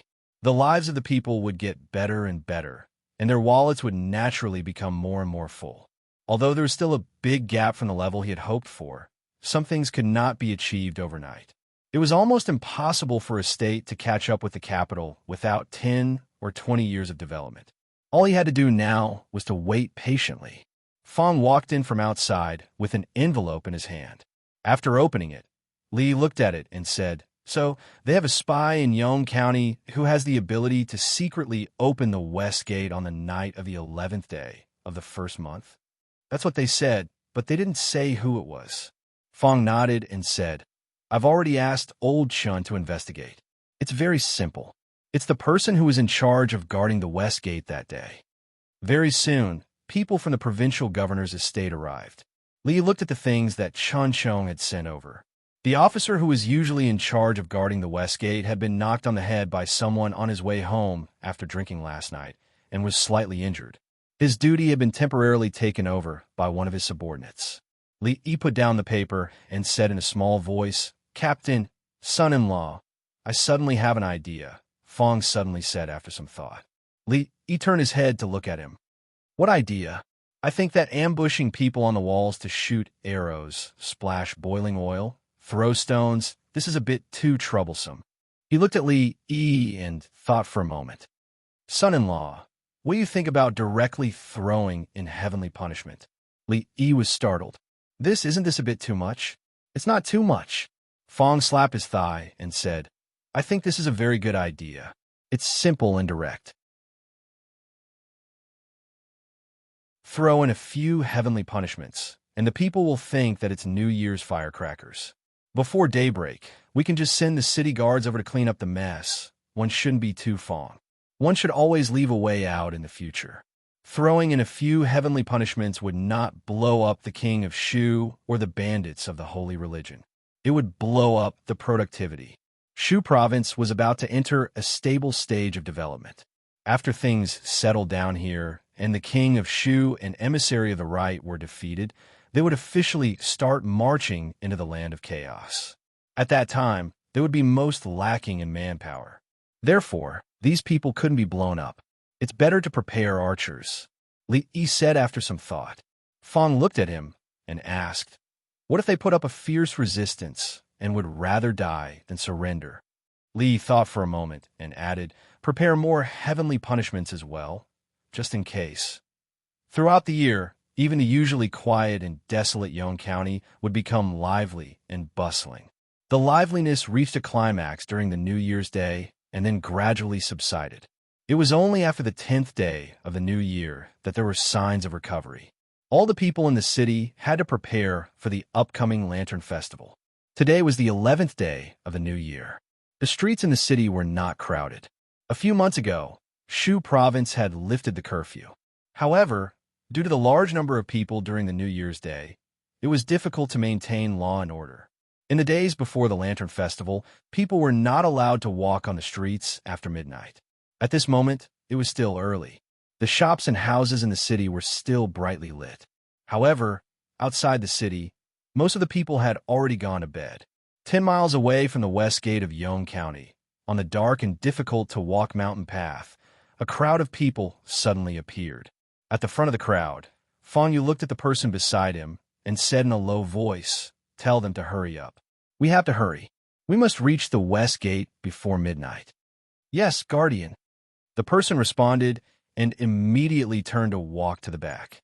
On the other side, the king of Shu turned and asked, can your people in the city be trusted?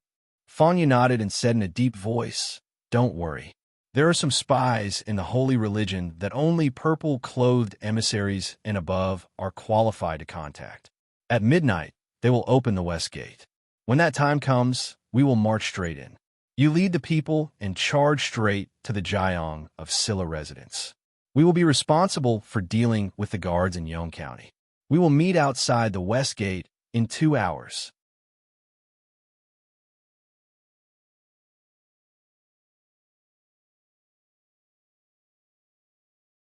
Chapter 10:23. Hearing Fong Yu's words, the king of Shu nodded with a pleased smile on his face. This time, they had mobilized more than 3,000 men, all carefully selected elites. Wouldn't it be a piece of cake to take down Yong County, which only had a few hundred soldiers? He finally had the chance to settle the score with that person. Fong Yu turned around and saw the king of Shu's ferocious face under the moonlight. He frowned and reminded, don't forget, we want to capture him alive this time. When we get the information we need, you can do whatever you want to him. He knew about the blood feud between the king of Shu and Li Yi. He was worried that the king of Shu would kill him in a fit of rage. If that happened, the holy religion would be in vain. They missed the chance to force the king of Tian Fa to reveal the secret recipe last time, but they couldn't miss it this time. The king of Shu nodded and said eerily, don't worry, I can't bear to kill him so quickly. I want to bring him back and play with him slowly. After reminding the king of Shu, Fong Yu looked at the bald man on the other side and cupped his fists. Commander Wang, the success of tonight's operation depends on you. Wang Wei smiled and said, you don't have to worry about that. As long as you can fulfill your promise, leave the soldiers of Yong County to us. Ambassador Fong, do you still not believe in our strength and reputation?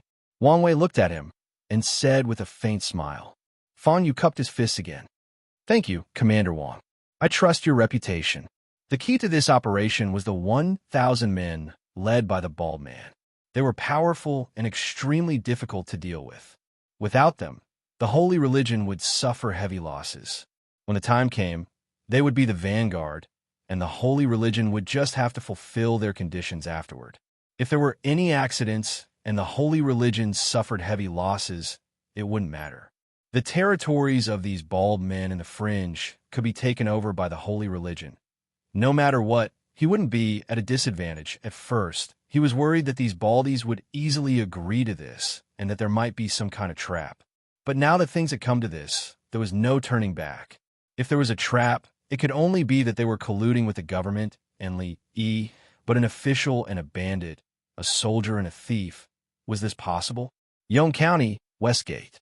The curfew had arrived, and the shopping malls were all closed. Only a row of soldiers carrying 2 lanterns patrolled back and forth. The west gate was different from the other 3 gates. Once out of the gate, one would be at the foot of the mountain. There were very few pedestrians there, so the gate was not open all year round. Originally, there was no need for night patrols. Recently, because of the construction of a shopping mall here, they temporarily added such a team to guard against bandits. Late at night, before the Lantern Festival, it was still very cold. Being blown by the cold wind, the patrolling soldiers walked more than a dozen laps and felt a little annoyed. However, this was their duty, not to mention that the team leader was still around, so they did not dare to relax at all. After an unknown number of laps, the person at the front signaled for everyone to stop and asked, "What time is it now?" One of them replied, "Sir, it should be almost midnight. It's already at this time." The team leader said, then turned around and said, "There aren't so many bandits in the city now. There's no need for so many people to be exposed to the cold wind here. How about this? The few of you go back and rest first. After 2 hours, come back and replace us." The people who were pointed out by him were stunned and immediately said, "It's better if the team leader goes back and rest first. We can still hold on." The team leader waved his hand and said, "If I tell you to go, just go. What's with all this nonsense? I still want to walk around a little longer and go back to sleep later in the night." At this point, those people no longer insisted. The captain was injured, so the patrolling of the West Gate was under the responsibility of Captain Sue. Naturally, they had to obey his arrangements. The public security of Yonge County was good now, and the patrolling was just a casual process. There would not be any major incidents. "Thank you, team leader." The few people nodded, cupped their hands at Captain Sue, and dispersed. When their figures completely disappeared, Captain Sue looked in the direction of the city gate and murmured, "It's about time. Hurry up, don't delay the great emissary's important matter." He led a few figures through the shopping mall and hurried in the direction of the city gate. In the dense forest outside the western city gate of Yonge County, a bald man looked at the city wall that was faintly discernible in the darkness and said in a low voice, "Hey, Envoy Fong, is the person you're talking about reliable? Can he be trusted? Will you stand us up?" Fong did not look back. He looked in the direction of the city wall and shook his head. "Impossible. The people of my holy religion are loyal to Her Majesty. They are absolutely trustworthy. Loyal to Her Majesty." Wang Wei thought for a moment and asked, "Then why can't you contact those believers in Suzhou?" Fong Yu's chest heaved, and he said firmly, "Don't worry, Commander Wang. This time, there will definitely be no problem." "That's hard to say." Wang Wei shook his head, looked at him, and reminded him, "Brother Fong, don't blame me for not reminding you. The moral degeneration of the world is getting worse, and people's hearts are not what they used to be. Some people call you brothers on the surface and seem to be on your side, but they are actually spies of the enemy. At the critical moment, they will betray you and make all your previous efforts go to waste. You have to be careful." All of Fong Yu's attention was on the city gate. Hearing this, he waved his hand and said, "Commander Wang, you worry too much. Do not have the heart to harm others, but do not have the heart to guard against others." Before Wang Wei finished speaking, as if to confirm Fong Yu's words, in the darkness, the tightly closed city gate suddenly opened a gap. Then it opened wider and wider, until it was completely open. "The city gate is open." The king of Shu suppressed his voice and said in a low and excited voice, "How is it? Do you believe me now, Commander Wang?" Fong Yu glanced at him and said with a smile, "Brothers, what are you waiting for? Charge!" Wang Wei looked behind him and said to the people behind him. Then he took the lead and led hundreds of people towards the city gate. The king of Shu and Fong Yu looked at them charging in front, and a smile appeared on their faces. These baldies were really trustworthy to charge in front to attack a city. After Wang Wei and his people rushed down, the king of Shu followed closely behind. According to the intelligence, after rushing through the city gate, they would enter the so-called shopping mall. In the middle of the shopping mall was a huge open space, surrounded by shops, forming a ring shape. The open space in the middle was very big, and it did not seem crowded even when more than 2,000 people rushed in at once. Fanyu, on the other hand, followed behind everyone with an indifferent expression. This time, after capturing Li Yi and getting the formula of Tian Fa out of him, he could not let the king of Shu kill him. He wanted to let Her Majesty see that there were times when her judgment was wrong. So what if it was Jiang of Silla? So what if it was the left emissary? In the end, didn't they still fall into his hands? Fanyu thought to himself. When he rushed to the city gate, he looked left and right, but did not see anyone around the city wall that he was hoping to see. He had an agreement with the spies in the city. If the city gate was opened, they would stand outside the city wall and nothing would go wrong. Otherwise, something unexpected had happened. He stopped in his tracks almost instantly and once again confirmed that there was no one around the city wall. His expression changed drastically, and he said anxiously, "Retreat, retreat quickly." He turned around quickly, and the two men in purple followed closely behind him. In an instant, they disappeared into the dense forest. The momentum of 3,000 people was so great that only a few dozen people who were closest to him could react. Most of the people had already rushed into the city. At this moment, the king of Shu had already rushed in. His face was full of excitement as he shouted, "Follow me to the Jiang of Silla's residence and capture Li Yi alive. There's no need to go through so much trouble. I'm right here." A voice came from above. Suddenly, dozens of flames appeared on the city wall. Li Yi stood at the brightest spot on the city wall, looked at the king of Shu, and said, "Come up here."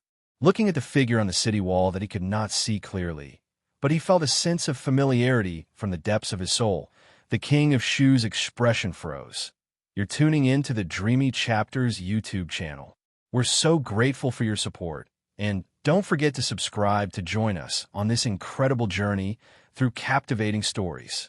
Your generosity through donations truly makes a world of difference, as it's the primary source of revenue that allows me to expand and enhance this channel for you. Thank you from the bottom of my heart for being a part of this adventure.